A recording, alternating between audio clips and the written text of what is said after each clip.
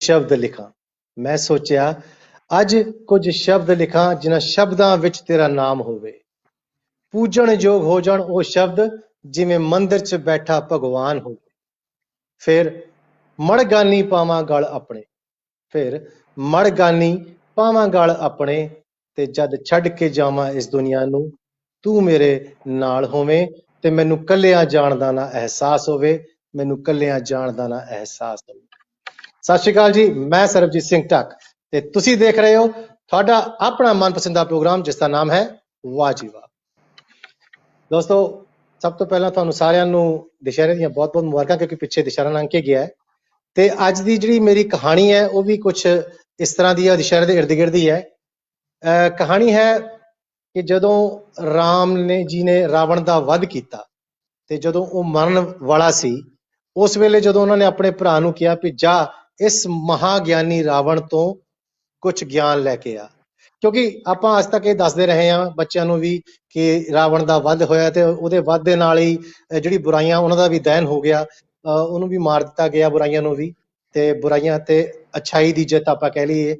ਲੇਕਿਨ ਜੇ ਆਪਾਂ ਦੂਸਰੇ ਪਾਸੇ ਦੇਖੀਏ ਤਾਂ ਜਿਹੜਾ ਰਾਵਣ ਸੀ 4 ਵੇਦਾਂ ਦਾ ਗਿਆਨੀ ਸੀ, ਆਪਾਂ ਉਹਦੀ ਜ਼ਿੰਦਗੀ ਤੋਂ ਕੁਝ ਗੱਲਾਂ ਸਿੱਖ ਸਕਦੇ ਨੇ। ਅੱਜ ਉਹਨਾਂ ਦੀ ਜ਼ਿੰਦਗੀ ਤੋਂ 5 ਗੱਲਾਂ ਆਪਾਂ ਸਿੱਖਾਂਗੇ ਜੋ ਉਹਨਾਂ ਦੀ ਜ਼ਿੰਦਗੀ 'ਚ ਰਾਵਣ ਦੀ ਜ਼ਿੰਦਗੀ ਨੂੰ ਤੋਂ ਆਪਾਂ ਸਿੱਖ ਸਕਦੇ ਹਾਂ।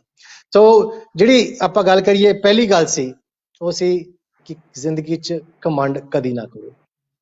ਰਾਵਣ ਨੂੰ ਬਹੁਤ ਘਮੰਡ ਹੋ ਗਿਆ ਸੀ ਆਪਣੇ ਆਪ ਤੇ, ਲੇਕਿਨ ਉਸਨੇ ਇਸ ਗੱਲ ਨੂੰ ਮੰਨਿਆ ਮਰਨ ਵੇਲੇ ਕਿ ਹਾਂ ਮੈਨੂੰ ਘਮੰਡ ਹੋ ਗਿਆ ਸੀ, ਕਿਉਂਕਿ ਉਹਨੇ ਬੜੀ ਮਿਹਨਤ ਨਾਲ, ਬੜੀ ਸ਼ਿੱਦਤ ਨਾਲ ਇੰਨੀ ਤਪੱਸਿਆ ਕੀਤੀ ਤੇ ਉਹਨੇ ਕਈ ਜਿਹੜੀਆਂ ਕਿ ਸਿੱਧੀਆਂ ਪ੍ਰਾਪਤ ਕੀਤੀਆਂ, ਪਰ ਉਹਨੂੰ ਇਸ ਚੀਜ਼ ਦਾ ਘਮੰਡ ਸੀ। ਤੇ ਜਦੋਂ ਘਮੰਡ ਬੰਦੇ ਨੂੰ ਆ ਜਾਂਦਾ ਨਾ, ਫਿਰ ਉਸ ਆ ਜਿਹੜਾ ਜੇ ਆਪਾਂ ਕਹੀਏ ਪਤਨ, ਉਹ ਬਹੁਤ ਜਲਦੀ ਹੋ ਜਾਂਦਾ ਹੈ। ਪਰ ਉਹਦੀ ਜ਼ਿੰਦਗੀ ਤੋਂ ਆਪਾਂ ਇੱਕ ਗੱਲ ਜ਼ਰੂਰ ਸਿੱਖ ਸਕਦੇ ਹਾਂ ਕਿ ਘਮੰਡ ਨਾ ਕਰੀਏ ਤੇ ਮਿਹਨਤ ਜਿੰਨੀ ਕਰਨਾ ਉਹਨੂੰ ਕਰੀਏ ਆਪਾਂ। ਤੇ ਦੂਸਰੀ ਜਿਹੜੀ ਸੀਗੀ ਕਿ ਸਾਰਿਆਂ ਦਾ ਆਪਾਂ ਸਨਮਾਨ ਕਰੀਏ, ਸਾਰਿਆਂ ਦਾ ਆਦਰ ਕਰੀਏ। ਇਹ ਵੀ ਉਹਦੀ ਜ਼ਿੰਦਗੀ ਤੋਂ ਆਪਾਂ ਸਿੱਖ ਸਕਦੇ ਹਾਂ। ਜਦੋਂ ਉਹਨੇ ਤਪੱਸਿਆ ਕੀਤੀ ਤੇ ਬ੍ਰਹਮਾ ਜੀ ਕੋਲੋਂ ਰਾਵਣ ਨੇ ਅਮਰ ਹੋਣ ਦਾ ਜਿਹੜਾ ਸੀ ਵਰ ਮੰਗਿਆ, ਉਹਨੇ ਕਿਹਾ ਵੀ ਮੈਨੂੰ ਇਨਸਾਨ ਤੇ ਵਾਨਰਾਂ ਤੋਂ ਸਿਵਾਏ ਕੋਈ ਨਾ ਮਾਰ ਸਕੇ, ਕਿਉਂਕਿ ਉਹਨੇ ਪੂਰੇ ਦੇਵਤਾ ਨੂੰ ਜਿੱਤਿਆ ਆਇਆ ਸੀਗਾ। ਯਮਰਾਜ ਉਹਦੀ ਮੁੱਠੀ ਵਿੱਚ ਸੀ, ਉਹਨੇ ਆਪਣੀ ਜਿਹੜਾ ਜਿੱਥੇ ਉਹ ਬਹਿੰਦਾ ਸੀ ਰਾਵਣ, ਉਹਨੇ ਆਪਣੀ ਕੁਰਸੀ ਨਾਲ ਯਮਰਾਜ ਨੂੰ ਬੰਨਿਆ ਸੀ, ਪਰ ਉਹਨੇ ਕਿਹਾ ਸੀ ਵੀ ਮੈਨੂੰ ਇਨਸਾਨ ਤੇ ਵਾਨਰਾਂ ਤੋਂ ਸਿਵਾਏ ਕੋਈ ਨਾ ਮਾਰ ਸਕੇ। ਔਰ ਇਸ ਤਰ੍ਹਾਂ ਉਹ ਇਨਸਾਨ ਤੇ ਵਾਨਰਾਂ ਨੂੰ ਬਹੁਤ ਤੁੱਛ ਸਮਝਦਾ ਸੀਗਾ, ਕਿਉਂਕਿ ਉਹਨੇ ਦੇਵਤਾ ਜਿੱਤੇ ਹੋਏ ਸੀ। ਪਰ ਜਦੋਂ ਉਹਦਾ ਅੰਤ ਹੋਇਆ ਤਾਂ ਇੱਕ ਇਨਸਾਨ ਨੇ ਹੀ ਔਰ ਵਾਨਰ ਸੈਨਾ ਨੇ ਮਿਲ ਕੇ ਹੀ ਉਹਦਾ ਅੰਤ ਕੀਤਾ। ਕਿਉਂਕਿ ਆਪਾਂ ਨੂੰ ਸਾਰਿਆਂ ਦਾ ਸਨਮਾਨ ਕਰਨਾ ਚਾਹੀਦਾ, ਸਾਰਿਆਂ ਨੂੰ ਆਪਾਂ ਨੂੰ ਇੱਕ ਕਹਿੰਦੇ ਹੁੰਦੇ ਇੱਜ਼ਤ ਕਰਨੀ ਚਾਹੀਦੀ, ਆਦਰ ਕਰਨੀ ਚਾਹੀਦਾ ਸਾਰਿਆਂ ਦਾ, ਤਾਂ ਕਿ ਅਸੀਂ ਆਪਣੇ ਪਤਨ ਦਾ ਕਾਰਨ ਨਾ ਬਣ ਸਕੀਏ, ਕਿਸੇ ਨੂੰ ਤੁੱਛ ਨਾ ਸਮਝੀਏ। ਤੀਸਰੀ ਸੀ ਇੱਕ ਸੰਸਕ੍ਰਿਤ ਦਾ ਵਰਡ ਹੈ, ਜੇ ਆਪਾਂ ਗੱਲ ਕਰਦੇ ਹਾਂ ਸ਼ੁਭस्य ਸ਼ੀਘ्रम। ਸੋ ਸ਼ੁਭस्य ਸ਼ੀਘ्रम ਜਿਹੜਾ ਵਰਡ ਹੈ ਇਹ ਸੰਸਕ੍ਰਿਤ ਦਾ ਹੈ। ਇਹਦਾ ਮਤਲਬ ਹੈ ਵੀ ਚੰਗੇ ਕੰਮ ਨੂੰ ਆਪਾਂ ਜਿੰਨੀ ਜਲਦੀ ਆ ਕਰ ਲਈਏ। ਸੋ ਇਹ ਵੀ ਉਹਨਾਂ ਦੀ ਜ਼ਿੰਦਗੀ ਤੋਂ ਸਿੱਖਣ ਦੀ ਆਪਾਂ ਨੂੰ ਇੱਕ ਮੋਟਿਵ ਮਿਲਦਾ ਹੈ ਕਿ ਚੰਗੇ ਕੰਮ ਜਿਹੜੇ ਵੀ ਕਰਨੇ ਆ ਨਾ, ਉਹ 'ਚ ਆਪਾਂ ਦੇਰ ਨਹੀਂ ਕਰਨੀ ਚਾਹੀਦੀ। ਹਾਂ, ਬੁਰੇ ਕੰਮਾਂ ਨੂੰ ਜ਼ਰੂਰ ਜਿੰਨਾ ਟਾਲ ਸਕਦੇ ਆ ਤੁਸੀਂ ਟਾਲੀ ਜਾਓ, ਪਰ ਚੰਗੇ ਕੰਮ ਜਿੰਨੀ ਜਲਦੀ ਕਰ ਸਕਦੇ ਹੋ ਕਰੋ। ਤੇ ਚੌਥਾ ਸੀਗਾ ਬੁਰਾਈ 'ਚ ਵੀ ਤੁਸੀਂ ਅੱਛਾਈ ਦੇਖਣੀ, ਯਾਨੀ ਕਿ ਜੇ ਆਪਾਂ ਗੱਲ ਕਰੀਏ ਨੈਗੇਟਿਵਿਟੀ ਵਿੱਚ ਵੀ ਪੋਜ਼ੀਟਿਵਿਟੀ ਦੇਖਣੀ। ਇਹ ਵੀ ਆਪਣੀ ਜਿਹੜੀ ਚੌਥੀ ਹੈ ਉਹਨਾਂ ਤੋਂ ਇੱਕ ਉਹਨਾਂ ਦੀ ਜ਼ਿੰਦਗੀ ਤੋਂ ਸਿੱਖ ਸਕਦੇ ਆ। ਹੁਣ ਜਦੋਂ ਰਾਵਣ ਅੰਤ ਸਮੇਂ ਸੀ ਨਾ, ਉਸ ਵੇਲੇ ਉਹਨੇ ਗੱਲ ਕੀਤੀ ਵੀ ਦੇਖੋ ਅੱਜ ਮੇਰਾ ਅੰਤ ਹੋ ਰਿਹਾ, ਮੈਨੂੰ ਪਤਾ ਕਿ ਮੇਰਾ ਜਿਹੜਾ ਅੰਤ ਸੀ ਇੱਦਾਂ ਹੀ ਹੋਣਾ ਸੀਗਾ, ਪਰ ਮੈਂ ਇਸ ਗੱਲ ਤੋਂ ਬਹੁਤ ਖੁਸ਼ ਹਾਂ ਕਿ ਮੈਨੂੰ ਰਾਮ ਜੀ ਨੇ ਮਾਰਿਆ। ਤੇ ਜਦੋਂ ਵੀ ਆਉਣ ਵਾਲੇ ਸਮੇਂ 'ਚ ਵਰਸ਼ਾਂ ਤੱਕ ਇਹ ਗੱਲ ਹੋਏਗੀ ਕਿ ਰਾਮ ਨੇ ਰਾਵਣ ਦਾ ਵੱਧ ਕੀਤਾ, ਮੇਰਾ ਨਾਂ ਵੀ ਰਾਮ ਜੀ ਦੇ ਨਾਲ ਲਿਆ ਜਾਏ। ਮਤਲਬ ਉਸਨੇ ਮਰਨ ਵੇਲੇ ਵੀ ਉਸ ਜਿਹੜਾ ਬੁਰਾ ਵਕਤ ਸੀ ਉਹਦੇ ਵਿੱਚ ਵੀ ਉਹਨੇ ਪੋਜ਼ਿਟਿਵਿਟੀ ਦੇਖੀ। ਉਹਨੇ ਕਿਹਾ ਵੀ ਮੈਨੂੰ ਵੀ ਦੁਨੀਆ ਯਾਦ ਕਰੇਗੀ। ਸੋ ਹਮੇਸ਼ਾ ਸਾਨੂੰ ਵੀ ਇਹੀ ਚਾਹੀਦਾ ਹੈ ਕਿ ਆਪਾਂ ਨੂੰ ਸਿੱਖਣਾ ਚਾਹੀਦਾ ਉਹਨਾਂ ਦੀ ਜ਼ਿੰਦਗੀ ਤੋਂ ਕਿ ਨੈਗੇਟਿਵਿਟੀ 'ਚ ਵੀ ਆਪਾਂ ਨੂੰ ਪੋਜ਼ਿਟਿਵਿਟੀ ਦੇਖਣੀ ਚਾਹੀਦੀ ਹੈ। ਤੇ ਜਿਹੜੀ ਪੰਜਵੀਂ ਗੱਲ ਸੀ ਉਹ ਸੀ ਆਪਣਿਆਂ ਦਾ ਸਾਥ। ਜਦੋਂ ਰਾਵਣ ਦਾ ਆਖਰੀ ਸਵਾਸ ਲੈ ਰਿਹਾ ਸੀ ਔਰ ਲక్ష్మణ ਜੀ ਨੇ ਕਿਹਾ ਕਿ ਮੈਨੂੰ ਕੁਝ ਗਿਆਨ ਦਿਓ, ਔਰ ਜਦੋਂ ਇਹ ਗਿਆਨ ਦੇ ਰਿਹਾ ਸੀ ਉਹਨਾਂ ਨੇ ਗੱਲ ਕਹੀ ਸੀ ਕਿ ਕਦੀ ਵੀ ਆਪਣਿਆਂ ਦਾ ਸਾਥ ਨਾ ਛੱਡਿਓ, ਕਿਉਂਕਿ ਅੱਜ ਤੁਸੀਂ ਆਪਣੇ ਭਰਾ ਰਾਮ ਨਾਲ ਹੋ ਤੇ ਤੁਸੀਂ ਅੱਜ ਲੰਕਾ ਵੀ ਜਿੱਤ ਲਈ ਹੈ, ਮੈਨੂੰ ਵੀ ਮੇਰਾ ਵੀ ਵੱਧ ਕਰਤਾ ਆ, ਪਰ ਮੇਰੇ ਆਪਣਿਆਂ ਨੇ ਮੇਰਾ ਸਾਥ ਛੱਡਤਾ ਸੀ। ਮੇਰੇ ਭਰਾ ਭਵਿਸ਼ਣ ਨੇ, ਉਹ ਤੁਹਾਡੇ ਨਾਲ ਮਿਲ ਗਿਆ, ਮੇਰਾ ਸਾਥ ਛੱਡ ਗਿਆ, ਔਰ ਉਹਨੇ ਜਾ ਕੇ ਦੱਸਿਆ ਵੀ ਇਹਦੀ ਤੋਂ ਨਿਸ਼ਤੀਰ ਮਾਰੋ ਤਾਂ ਇਹ ਮਰ ਸਕਦਾ ਹੈ। ਇਸ ਕਰਕੇ ਮੈਂ ਕਹਿੰਦਾ ਆਪਣਿਆਂ ਦਾ ਸਾਥ ਕਦੀ ਨਾ ਛੱਡੋ, ਆਪਣਿਆਂ ਨਾਲ ਹੀ ਆਪਾਂ ਵੱਡੇ ਬਣ ਸਕਦੇ ਹਾਂ। ਸੋ ਇਹ 5 ਗੱਲਾਂ ਆਪਾਂ ਉਹਦੀ ਜ਼ਿੰਦਗੀ ਤੋਂ, ਰਾਵਣ ਦੀ ਜ਼ਿੰਦਗੀ ਤੋਂ ਜਿੱਤ ਸਕਦੇ ਨੇ, ਕਿਉਂਕਿ ਉਹ ਬਹੁਤ ਬੜਾ ਗਿਆਨੀ ਸੀ, ਇਹ ਸਾਨੂੰ ਸਾਰਿਆਂ ਨੂੰ ਪਤਾ ਹੈ, 4 ਵੇਦਾਂ ਦਾ ਗਿਆਨੀ ਸੀ, ਪਰ ਉਹਨਾਂ ਦੀ ਜ਼ਿੰਦਗੀ 'ਚ ਜੋ ਇਹ ਹੋਇਆ ਉਹ ਇੱਕ ਵੱਖਰਾ, ਜੇ ਆਪਾਂ ਕਹੀਏ ਇੱਕ ਸੰਸਕ੍ਰਿਤਿਕ ਪਲ ਸੀ, ਅਸੀਂ ਉਸ ਵੱਲ ਨਹੀਂ ਜਾਂਦੇ, ਲੇਕਿਨ ਉਹਨਾਂ ਦੀ ਜ਼ਿੰਦਗੀ ਤੋਂ ਆਪਾਂ ਇਹ ਗੱਲਾਂ ਸਿੱਖ ਸਕਦੇ ਨੇ। ਸੋ ਇਸ ਲਈ ਮੈਂ ਤੁਹਾਨੂੰ ਸਾਰਿਆਂ ਨੂੰ ਕਹਿਣਾ ਕਿ ਆਪਣੇ ਨਾਲ, ਆਪਣਿਆਂ ਦੇ ਆਪਣੇ ਨਾਲ ਰਹਿ ਕੇ ਕਰ ਜਾਓ ਕੁਛ ਐਸਾ ਕਿ ਦੁਨੀਆ ਕਹੇ ਵਾਹ ਜੀ ਵਾਹ। ਇਹ ਸੀ ਅੱਜ ਦੀ ਕਹਾਣੀ ਦੋਸਤੋ। ਤੇ ਹੁਣ ਤੁਹਾਨੂੰ ਪਤਾ ਕਿ ਆਪਣਾ ਜਿਹੜਾ ਸ਼ੋਅ ਹੈ ਉਹਦੇ ਵਿੱਚ ਕਵੀ ਆਉਂਦੇ ਨੇ ਵੱਖ-ਵੱਖ ਰੰਗ ਲੈ ਕੇ, ਪਰ ਅੱਜ ਸਾਡੇ ਵਿੱਚ ਇੱਕ ਕਵੀ ਨਹੀਂ। ਅੱਜ ਜਿਸ ਸ਼ਖਸੀਅਤ ਨੂੰ ਮੈਂ ਤੁਹਾਡੇ ਰੂਬਰੂ ਕਰੂੰਗਾ, ਉਸ ਸ਼ਖਸੀਅਤ ਨੂੰ ਪੰਜਾਬੀ ਸਾਹਿਤ ਵਿੱਚ ਜੇ ਆਪਾਂ ਗੱਲ ਕਰੀਏ, ਉਹਨਾਂ ਨੂੰ ਇੱਕ ਕਹਾਣੀਕਾਰ ਦੇ ਰੂਪ 'ਚ, ਸਫ਼ਰਨਾਮਾਕਾਰ ਦੇ ਰੂਪ 'ਚ ਜਾਂ ਆਲੋਚਕ ਦੇ ਰੂਪ ਵਿੱਚ ਜਾਣਿਆ ਜਾਂਦਾ ਹੈ। ਜੇ ਮੈਂ ਗੱਲ ਕਰਾਂ ਇਹਨਾਂ ਦੇ ਜੀਵਨ ਬਾਰੇ ਆਪਾਂ ਗੱਲ ਕਰਾਂਗੇ, ਲੇਕਿਨ ਜਿਸ ਤਰ੍ਹਾਂ ਇਹਨਾਂ ਨੇ ਕਿਤਾਬਾਂ ਲਿਖੀਆਂ, ਕਿ ਹੁਣ ਤੱਕ ਇਹਨਾਂ ਦੀਆਂ 6 ਕਿਤਾਬਾਂ ਸਾਡੇ ਕੋਲ ਆ ਚੁੱਕੀਆਂ ਨੇ। ਇਹਨਾਂ ਨੇ ਪੰਜਾਬੀ ਮਾਂ ਬੋਲੀ ਦੀ ਝੋਲੀ 'ਚ 6 ਕਿਤਾਬਾਂ ਪਾ ਚੁੱਕੇ ਨੇ, ਤੇ ਇਹਨਾਂ ਦੀ ਲਿਖੀਆਂ ਕਿਤਾਬਾਂ ਨੂੰ, ਜਿਹਨਾਂ ਵਿੱਚੋਂ ਫੁੱਲਾਂ ਦੀ ਫਸਲ ਇੱਕ ਕਿਤਾਬ ਆ, ਉਹਦੇ ਵਿੱਚ ਇੱਕ ਫੁੱਲਾਂ ਦੀ ਫਸਲ ਕਹਾਣੀ ਤੇ ਇੱਕ ਵਾਰਿਸ ਕਹਾਣੀ ਜਿਹੜੀ ਹੈ, ਤੁਸੀਂ ਸਕਰੀਨ ਤੇ ਵੀ ਦੇਖ ਰਹੇ ਹੋ, ਉਹ ਕਹਾਣੀ MA ਜਿਹੜੀ ਪੰਜਾਬੀ ਯੂਨੀਵਰਸਿਟੀ ਪਟਿਆਲਾ ਦੇ MA ਪਾਠਕ੍ਰਮ ਵਿੱਚ ਵੀ ਪੜ੍ਹਾਈ ਜਾਂਦੀ ਹੈ। ਇਹਨਾਂ ਨੇ ਕਈ ਵਿਸ਼ਵ ਕਾਨਫਰੰਸਾਂ ਵਿੱਚ ਸ਼ਮੂਲੀਅਤ ਵੀ ਕੀਤੀ ਹੈ। ਇਹਨਾਂ ਨੂੰ ਵੱਖ-ਵੱਖ ਸੰਸਥਾ ਵੱਲੋਂ ਸਨਮਾਨਿਤ ਵੀ ਕੀਤਾ ਗਿਆ ਹੈ। ਤੇ ਜੇ ਆਪਾਂ ਇਹਨਾਂ ਦੀ ਗੱਲ ਕਰੀਏ, ਇਹਨਾਂ ਨੇ ਕਈ ਜਿਹੜੇ ਰਿਸਰਚ ਪ੍ਰੋਜੈਕਟ ਆ ਉਹਨਾਂ ਤੇ ਵੀ ਕੰਮ ਕੀਤਾ ਹੈ। ਕਿੱਤੇ ਦੇ ਤੌਰ ਤੇ ਇਹ ਜੇ ਆਪਾਂ ਕਹੀਏ ਯੂਨੀਵਰਸਿਟੀ 'ਚ ਪ੍ਰੋਫੈਸਰ ਨੇ ਪੰਜਾਬੀ ਦੇ। ਔਰ ਜੇ ਅਸੀਂ ਹੋਰ ਗੱਲ ਕਰੀਏ ਤਾਂ ਇਹਨਾਂ ਦੀ ਜ਼ਿੰਦਗੀ ਬਾਰੇ, ਇੱਕ ਮੈਡੀਕਲ ਸਟੂਡੈਂਟ ਹੋਣ ਸੀਗੇ ਇਹ ਪਹਿਲਾਂ, ਜਦੋਂ ਛੋਟੇ ਹੁੰਦੇ ਪੜ੍ਹਦੇ ਹੁੰਦੇ ਸੀ। ਇਹਨਾਂ ਨੇ ਮੈਡੀਕਲ ਸਟੂਡੈਂਟ ਹੁੰਦੇ ਸਾਇੰਸ ਰੱਖੀ ਹੋਈ ਸੀ, ਲੇਕਿਨ ਉਸ ਤੋਂ ਬਾਅਦ ਇਹ ਸਾਹਿਤ ਵੱਲ ਚਲੇ ਗਏ। ਇਹ ਸਭ ਗੱਲਾਂ ਇਹਨਾਂ ਦੇ ਬਾਰੇ ਜਾਣਾਂਗੇ ਆਪਾਂ ਅੱਜ ਦੇ ਇਸ ਪ੍ਰੋਗਰਾਮ ਵਿੱਚ, ਕਿਉਂਕਿ ਬਹੁਤ ਹੀ ਮਾਣ ਦੀ ਗੱਲ ਹੈ ਕਿ ਸਾਡੇ ਵਿੱਚ ਅੱਜ ਇਸ ਸ਼ੋਅ 'ਚ ਇੱਕ ਵੱਖਰਾ ਰੂਪ ਤੁਹਾਨੂੰ ਦੇਖਣ ਨੂੰ ਮਿਲੇਗਾ, ਔਰ ਉਹ ਰੂਪ ਲੈ ਕੇ ਆਏ ਨੇ ਸਾਡੇ ਜਿਹੜੇ ਅੱਜ ਦੇ ਗੈਸਟ ਨੇ। ਕਿਉਂਕਿ ਇਹਨਾਂ ਨੂੰ, ਜਿਸ ਤਰ੍ਹਾਂ ਮੈਂ ਪਹਿਲਾਂ ਜ਼ਿਕਰ ਕੀਤਾ, ਕਿ ਇਹਨਾਂ ਨੂੰ ਕਹਾਣੀਕਾਰ, ਸਫ਼ਰਨਾਮਾਕਾਰ ਤੇ ਆਲੋਚਕ ਦੇ ਵਜੋਂ ਜਾਣਿਆ ਜਾਂਦਾ ਹੈ ਪੰਜਾਬੀ ਸਾਹਿਤ ਵਿੱਚ। ਮੇਰੀ ਮੁਰਾਦ ਹੈ ਸਾਡੇ ਅੱਜ ਦੇ ਜਿਹੜੇ ਮਹਿਮਾਨ ਨੇ ਸਤਪਾਲ ਸਿੰਘ ਥਿੰਦ ਜੀ ਹੋਣਾ ਨਾਲ। ਸਤਪਾਲ ਜੀ, ਤੁਹਾਡਾ ਬਹੁਤ-ਬਹੁਤ ਸਵਾਗਤ ਸਾਡੇ ਪ੍ਰੋਗਰਾਮ ਵਾਹ ਜੀ ਵਾਹ ਵਿੱਚ। ਤੁਸੀਂ ਵੀ ਸਾਡੇ ਸਰੋਤਿਆਂ ਨਾਲ ਫਤਿਹ ਦੀ ਸਾਂਝ ਪਾ ਲਓ। ਬਹੁਤ-ਬਹੁਤ ਧੰਨਵਾਦ ਸਰਬਜੀਤ ਸਿੰਘ ਧੱਕ ਜੀ। ਔਰ ਨਾਲ ਦੀ ਨਾਲ ਹੀ UK, ਪੂਰੇ ਯੂਰਪ ਤੇ ਸਮੁੱਚੀ ਦੁਨੀਆ ਵਿੱਚ KTV ਦੇਖ ਰਿਹਾ KTV ਦੇ ਸਮੂਹ ਦਰਸ਼ਕਾਂ ਨੂੰ ਮੈਂ ਜੀ ਆਇਆਂ ਵੀ ਕਹਿੰਦਾ ਤੇ ਸਵਾਗਤ ਵੀ ਕਰਦਾ। ਜਿਸ ਤਰ੍ਹਾਂ ਸਰਬਜੀਤ ਸਿੰਘ ਹੋਰਾਂ ਨੇ ਬੜੀ ਲੰਮੀ ਚੌੜੀ ਜਾਣ ਪਹਿਚਾਣ ਕਰਾਈ ਹੈ, ਮੈਨੂੰ ਲੱਗਦਾ ਹੈ ਕਿ ਆਪਾਂ ਇਹਨਾਂ ਸਾਰੇ ਜਿਹੜੇ ਪੱਖ ਨੇ ਇਹਨਾਂ ਬਾਰੇ ਗੱਲਾਂ ਬਾਤਾਂ ਕਰਾਂਗੇ, ਤੇ ਜਦੋਂ ਗੱਲਾਂ ਤੁਰਨਗੀਆਂ, ਗੱਲਾਂ ਚੋਂ ਗੱਲਾਂ ਨਿਕਲਣਗੀਆਂ, ਤੇ ਫਿਰ ਗੱਲ ਕਾਫੀ ਦੂਰ ਤੱਕ ਜਾਏਗੀ। ਇਹ ਤੱਕ ਵਾਹ ਜੀ ਵਾਹ ਆਪੇ ਹੀ ਹੋਣੀ ਹੈ। ਸਤਪਾਲ ਸਿੰਘ ਜੀ, ਸਭ ਤੋਂ ਪਹਿਲਾਂ ਮੇਰਾ ਸਵਾਲ ਤੁਹਾਡੇ ਕੋਲ ਇਹ ਹੈ ਵੀ ਅੱਜ ਸਾਨੂੰ ਪਹਿਲਾਂ ਤੁਸੀਂ ਆਪਣੇ ਪਿਛੋਕੜ ਬਾਰੇ ਦੱਸੋ। ਜਿੱਥੋਂ ਤੱਕ ਮੇਰੇ ਪਿਛੋਕੜ ਦੀ ਗੱਲ ਹੈ ਜੀ, ਮੇਰਾ ਪਿੰਡ ਜਿਹੜਾ ਹੈ ਉਹ ਦੁਆਬੇ ਦੇ ਵਿੱਚ, ਕਪੂਰਥਲੇ ਜ਼ਿਲ੍ਹੇ ਦੇ ਵਿੱਚ, ਸੁਲਤਾਨਪੁਰ ਤਹਿਸੀਲ ਹੈ, ਉਹਦੇ ਵਿੱਚ ਬੂਲਪੁਰ ਪਿੰਡ ਹੈ ਜੀ। ਇਹ ਜਿਹੜਾ ਸਾਡਾ ਇਲਾਕਾ ਹੈ ਸੁਲਤਾਨਪੁਰ, ਤਾਂ ਤੁਹਾਨੂੰ ਪਤਾ ਹੈ ਉਹ ਇਤਿਹਾਸਕ ਨਗਰੀ ਹੈ, ਜਿਹੜੀ ਗੁਰੂ ਨਾਨਕ ਦੇਵ ਜੀ ਦੀ ਚਰਨ ਛੋਹ ਪ੍ਰਾਪਤ ਧਰਤੀ ਹੈ, ਉਹ ਨਗਰੀ ਹੈ। ਔਰ ਉੱਥੇ ਉਹਨਾਂ ਨੇ ਰਹਿ ਕੇ ਆਪਣੀ ਜ਼ਿੰਦਗੀ ਦਾ ਜਿਹੜਾ ਮਹੱਤਵਪੂਰਨ ਸਮਾਂ ਸੀ ਉਹ ਗੁਜ਼ਾਰਿਆ।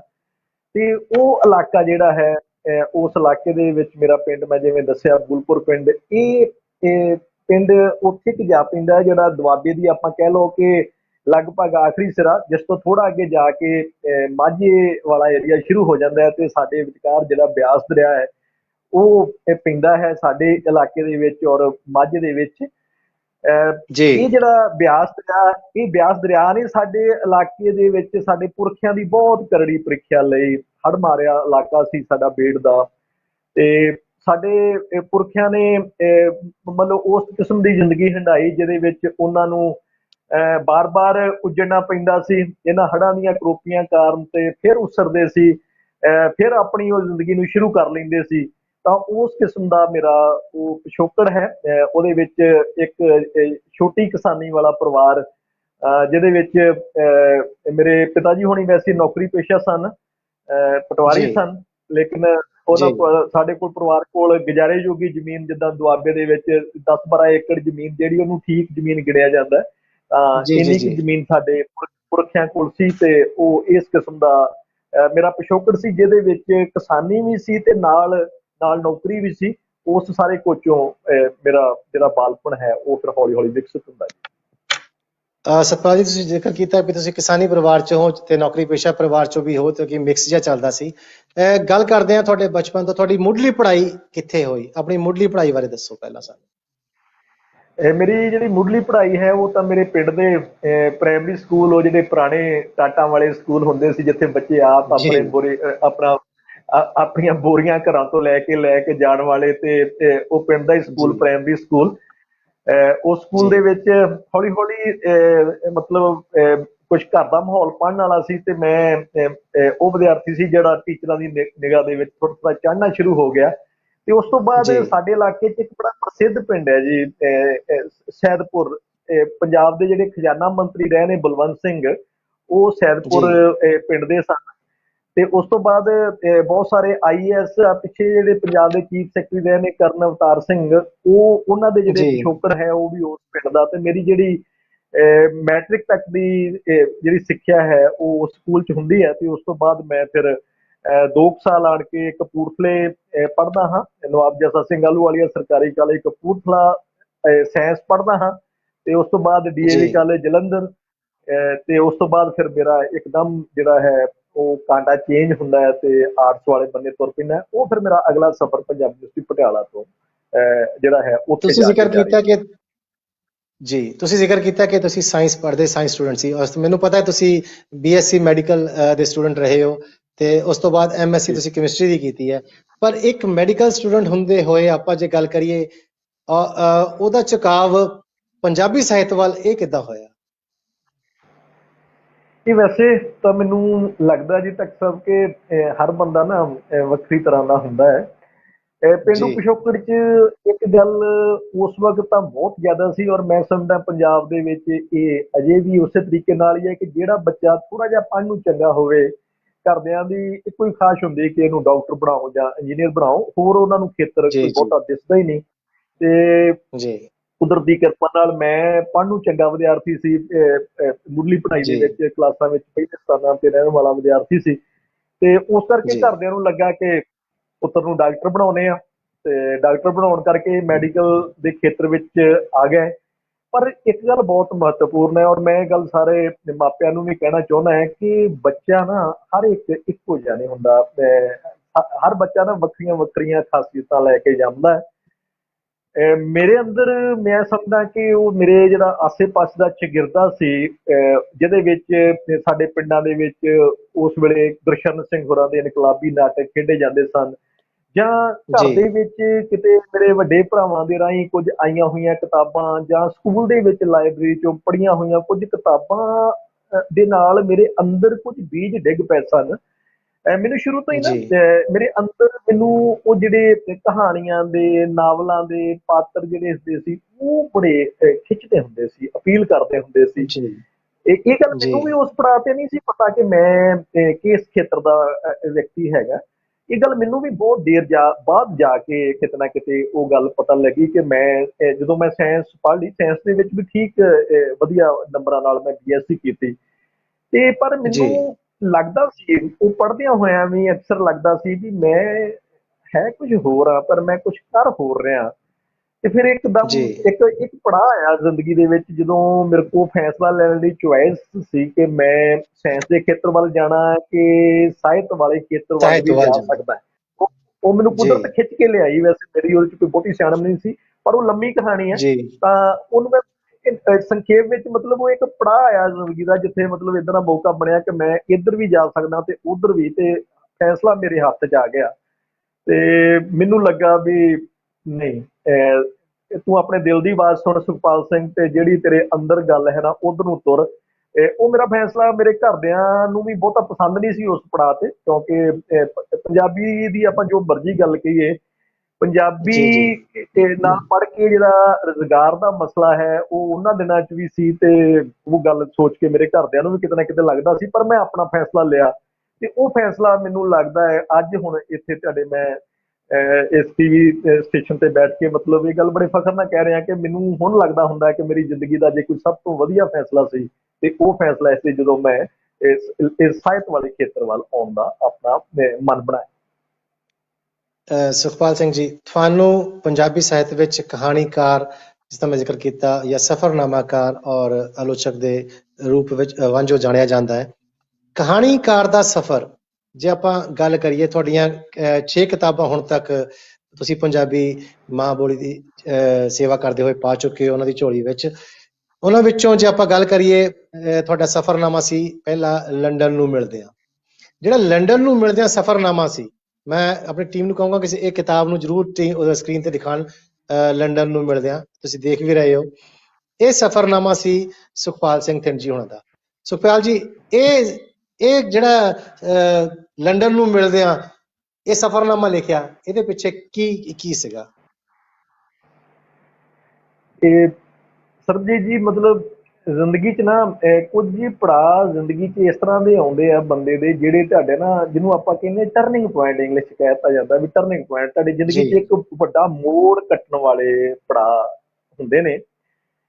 ਜੀ ਮੈਂ 1990 ਦੇ ਵਿੱਚ PhD ਕਰਨ ਪੰਜਾਬੀ ਯੂਨੀਵਰਸਿਟੀ ਪਟਿਆਲਾ ਚਲਾ ਗਿਆ, ਤੇ ਉੱਥੇ ਜੋ ਤੁਸੀਂ PhD ਕਰਦੇ ਹੋ ਤਾਂ ਤੁਸੀਂ ਤੁਹਾਡਾ ਜਿਹੜਾ ਕੰਮ ਹੈ ਨਾ ਜ਼ਿਆਦਾ ਆਲੋਚਨਾਤਮਕ ਕਿਸਮ ਦਾ ਹੋ ਜਾਂਦਾ। ਤੁਸੀਂ ਲੋਕਾਂ ਦੀਆਂ ਜੀ ਜੀ ਕਿਤਾਬਾਂ ਪੜ੍ਹਦੇ ਹੋ ਤੇ ਉਹਦੇ ਤੇ ਕੰਮ ਕਰਦੇ ਹੋ, ਤੇ ਮੇਰੀ ਮਿਹਨਤ ਕਰਨ ਦੀ ਆਦਤ ਤਾਂ ਖੈਰ ਹੈ ਸੀ, ਤੇ ਉਹਦੇ ਕਰਕੇ ਨਾ ਮੇਰਾ ਇੱਕ ਨਾਮ ਬਣਨਾ ਸ਼ੁਰੂ ਹੋ ਗਿਆ, ਤੇ ਛੇਤੀ ਮੈਨੂੰ ਉਸ ਗੱਲ ਦਾ ਹੁੰਗਾਰਾ ਮਿਲਣਾ ਸ਼ੁਰੂ ਹੋ ਗਿਆ, ਮੇਰੀ ਪਛਾਣ ਬਣਨੀ ਜੀ ਸ਼ੁਰੂ ਹੋ ਗਈ।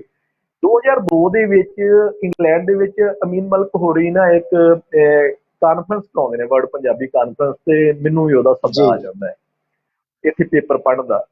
ਤੇ ਜੀ ਬਸ ਫਿਰ ਉਹ ਮੇਰਾ ਪਹਿਲਾ ਵਿਦੇਸ਼ੀ ਸਫ਼ਰ ਸੀ, ਤੇ ਮਤਲਬ ਵਿਸ਼ਵ ਪੱਧਰ ਤੇ ਹੋ ਰਹੀ ਕਿਸੇ ਕਾਨਫਰੰਸ ਦੇ ਵਿੱਚ ਵੀ ਵਿਦੇਸ਼ ਵਿੱਚ ਭਾਗ ਲੈਣ ਦਾ ਪਹਿਲਾ ਮੌਕਾ ਸੀ।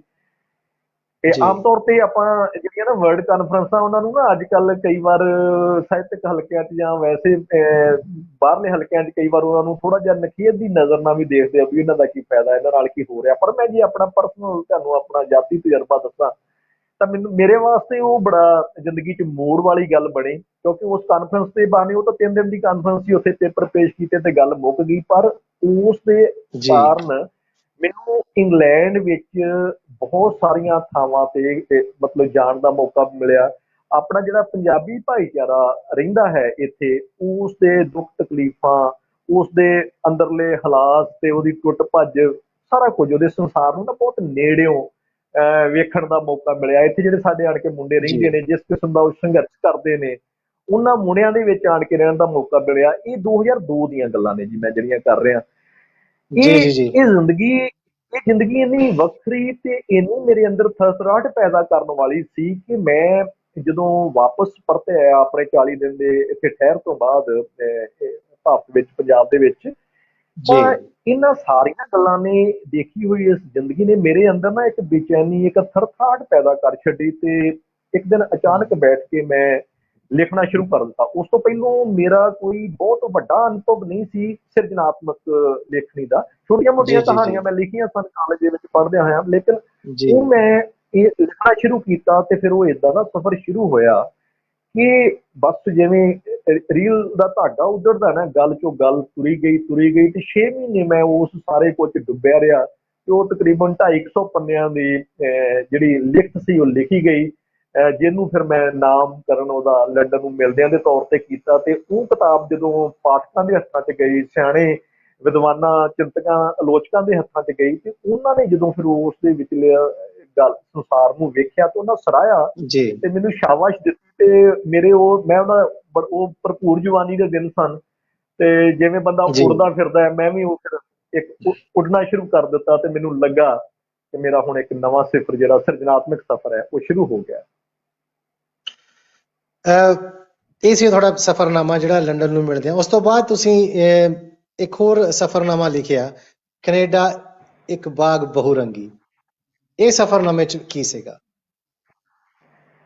ਇਹ ਬਸ ਜੀ ਫਿਰ ਜਿੱਦਾਂ ਕਈ ਵਾਰ ਕੋਈ ਸਿਲਸਿਲਾ ਚੱਲ ਪੈਂਦਾ ਹੈ, ਤੇ ਜੀ 2002 ਦੇ ਵਿੱਚ ਮੈਂ ਤੁਹਾਨੂੰ ਦੱਸਿਆ ਕਿ ਇੰਗਲੈਂਡ ਆਉਣਾ, ਤੇ ਅਗਲੇ ਸਾਲ ਹੀ ਵਰਲਡ ਪੰਜਾਬੀ ਕਾਨਫਰੰਸ, ਵਿਸ਼ਵ ਪੰਜਾਬੀ ਕਾਨਫਰੰਸ ਹੁੰਦੀ ਹੈ ਪ੍ਰਿੰਸ ਜਾਰਜ ਕੈਨੇਡਾ ਦੇ ਵਿੱਚ, ਤੇ ਉਹਦੇ ਜੀ ਵਿੱਚ ਵੀ ਮੈਨੂੰ ਪੇਪਰ ਪੜ੍ਹਨ ਵਾਸਤੇ ਸੱਦਾ ਮਿਲ ਜਾਂਦਾ ਹੈ। ਕਾਨਫਰੰਸ ਮੈਂ ਜਿਵੇਂ ਕਿਹਾ, ਕਾਨਫਰੰਸ ਤਾਂ 2-3-4 ਦਿਨ ਦੀਆਂ ਵੱਧ ਤੋਂ ਵੱਧ ਜੀ ਜੀ ਹੁੰਦੀਆਂ ਜੀ ਨੇ।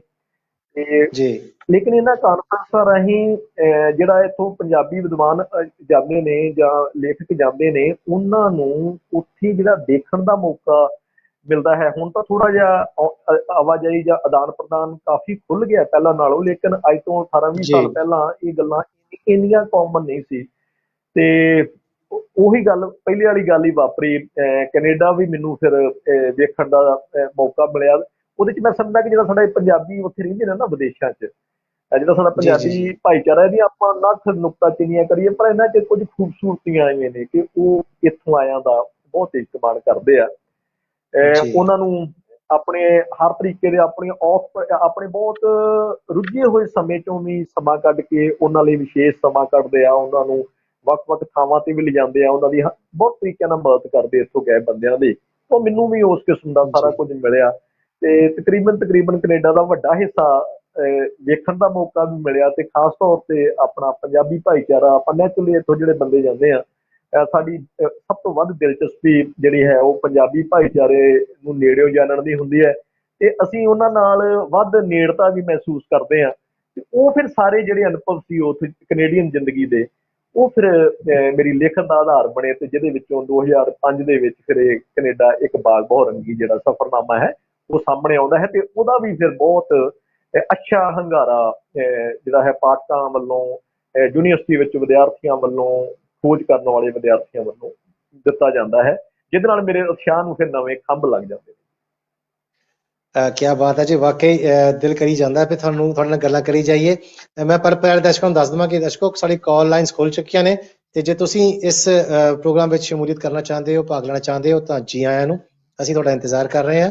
ਤੇ ਸੁਖਪਾਲ ਜੀ, ਅਸੀਂ ਤੁਹਾਡੇ ਨਾਲ ਗੱਲ ਕਰੀ ਜਾਣੀ ਹੈ, ਵਿੱਚ ਕਾਲਾਂ ਵੀ ਲਈ ਜਾਣੀਆਂ। ਲਓ, ਆਪਾਂ ਗੱਲ ਕੀਤੀ ਕਾਲ ਦੀ, ਤੇ ਕਾਲ ਆ ਵੀ ਗਈ, ਆਪਾਂ ਕਾਲ ਲੈ ਲਈ, ਉਸ ਤੋਂ ਬਾਅਦ ਫਿਰ ਗੱਲ ਕਰਦੇ ਹਾਂ। ਹਾਂਜੀ, ਸਤਿ ਸ਼੍ਰੀ ਅਕਾਲ ਜੀ।